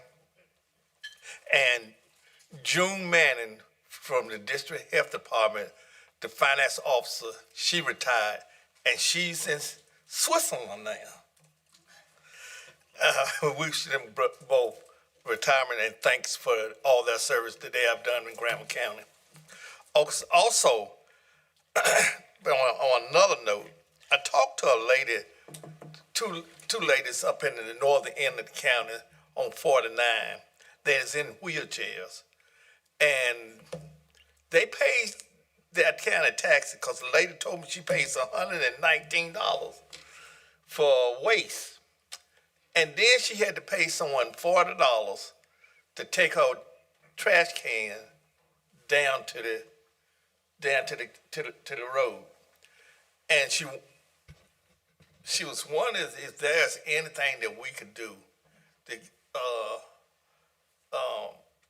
to get them to come up to get, I guess, curbside service or something of it. Anyway, she talked to me 45 minutes about it, and so I told her I would mention it tonight. Also, Commissioner Jay, can I stop you right quick? GFL has a program for disabled folks. You just have to reach out to them. Do it? Yes. Okay. GFL. Okay. I'll reach out there tomorrow. And Jason Falls can probably help you. Good tip. Okay. All right. Thank you. Okay.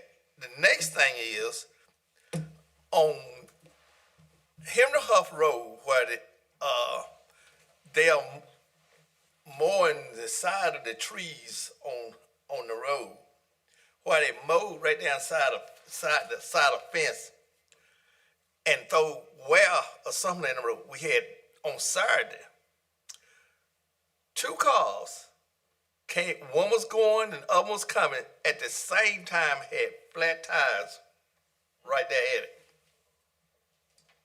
Cause of debris and everything was holding the highway. That was that. Okay. All right. And whilst I was at that Sergeant Griffin's thing, it was a lady that came to me and asked me, does the county have anything to do with, any place to do away with syringes and needles and stuff that people take to dispose of? I said I would ask in the county, do we have that? Sort of a safe sharps, what they call sharps disposal. I'm sure those exist. I don't know specifically where they exist, but we can look into that and get you some information. Most grocery. Sheriff's office is one location that has a sharps disposal box. Okay. All right. And Commissioner May, on the tour Friday, I can't be there because I'll be traveling to Newark, New Jersey, Somerville, New Jersey, because my first cousin died. We're intending to go into a funeral. And give my apologies for the reason why I couldn't be there. And I think that's it. All right, if that's it, thank you, Commissioner Jay. And Commissioner Williford. All right, thank you, Mr. Chairman. I'm going to start off by saying that we attended, as well as several other commissioners, the Granville County Convocation. I think I said that right. And I just keep, every year they seem to be getting a little better and better, Tony. They really did do a nice job. It was at Granville Central. I think we have a wonderful school board, and this administration seems to have us heading in the right direction. And several of the school board members thanked us for what we were able to do for them and for their support, which I appreciate it. Sheriff, congratulations on your award. We lost a couple of good citizens in Granville County and Oxford this past couple of weeks. Dr. Richard Taylor passed away. He was 89 years old, and not only a physician for my family, but also a good friend for years and years. His father was Reeves Taylor, also here for a long time. His picture's hanging up there in the medical center. But good fella, loved to fish and go to the lake, and go to the beach. But big loss there. And William DeMint, who was 98 years old, also passed away within a couple of days, and he was a longtime owner and operator of Williams Drugstore on the corner there. So he, and Mr. we called him Willie, but he liked to tinker. He was a locksmith on the side. So whenever we couldn't fix a lock at the store, we'd take it to Mr. DeMint, and he would he could rekey anything. If he lost the key to the post office, he could do it. You probably knew that, but he could fix it. He could rekey another one. So, and he was a tinkerer. He would take old wheelbarrows that we were getting ready to throw out in the dumpster, and he'd take them home and fix them up and just give them to people. So we lost two good citizens there, and good folks, good people. And I did lose a first cousin last week. Only 74 years old, but she had a heart attack, died unexpectedly. So hate that. And Commissioner May, I'm sorry for your loss as well. But that's all I have. Thank you. Thank you, Commissioner Williford and Commissioner Griffin. Thank you, Mr. Chairman. First of all, congratulations, Sheriff. I appreciate the hard work and all the things you and your officers do, and I'm glad you're getting the kudos that you do for doing that work. And again, Commissioner May, I'm sure sorry for the passing of your family. I know it's a difficult time because when your parents leave you, your best friend in life has left you for good. And I've unfortunately lost both of mine. Just a couple of things. I attended the Ripe for Revival opening over at Butner at the gazebo. If you don't know what Ripe for Revival is a conglomerate of farmers that come together and they sell produce at very cut rate prices to local people. They send a truck out. It comes to the Butner gazebo every Thursday from 12 to 1:30. They have eggs, they have meat, they have vegetables. You can go in. If you can pay the prices they want to charge, you're welcome to go there and shop. If you can't pay, you pay what you can. And if you can't pay anything, they welcome you as well. And I just want to say thank you to the Ripe for Revival people, to the Granville County Cooperative Extension, and especially Ms. Wendy Tatum, who helps head that up. She's done extensive work. After they leave Butner on Thursday, they come to Oxford and go behind the Oak. Ace Hardware. Behind Ace Hardware at that Oak Brewery, and they set up back there. So this is a wonderful thing for our community, and I just want to give them kudos for that. On Thursdays. In Butner on Thursdays from 12 to 1:30, and then as soon as they leave there, they come to Oxford behind Ace Hardware, and they set up there. Usually right behind where our building is. Right. The next thing is I just want to give out recognition to Ms. Brenda Dickerson. If you don't know who she is, she's been the leader of the United Way of Granville County for many, many years, and she is retiring. And I was thankful I was able to go to her retirement reception over at Masonic Home. They have selected a lady to take over for her. Forgive me, I forget her name. Who? Courtney Phillips, that's right. Ms. Phillips, I look forward to working with her. And I just want to say to Ms. Dickerson, thank you for all the many wonderful things you've done for our county in the many years that you've put in. And last but not least, I did attend a Campo meeting as well.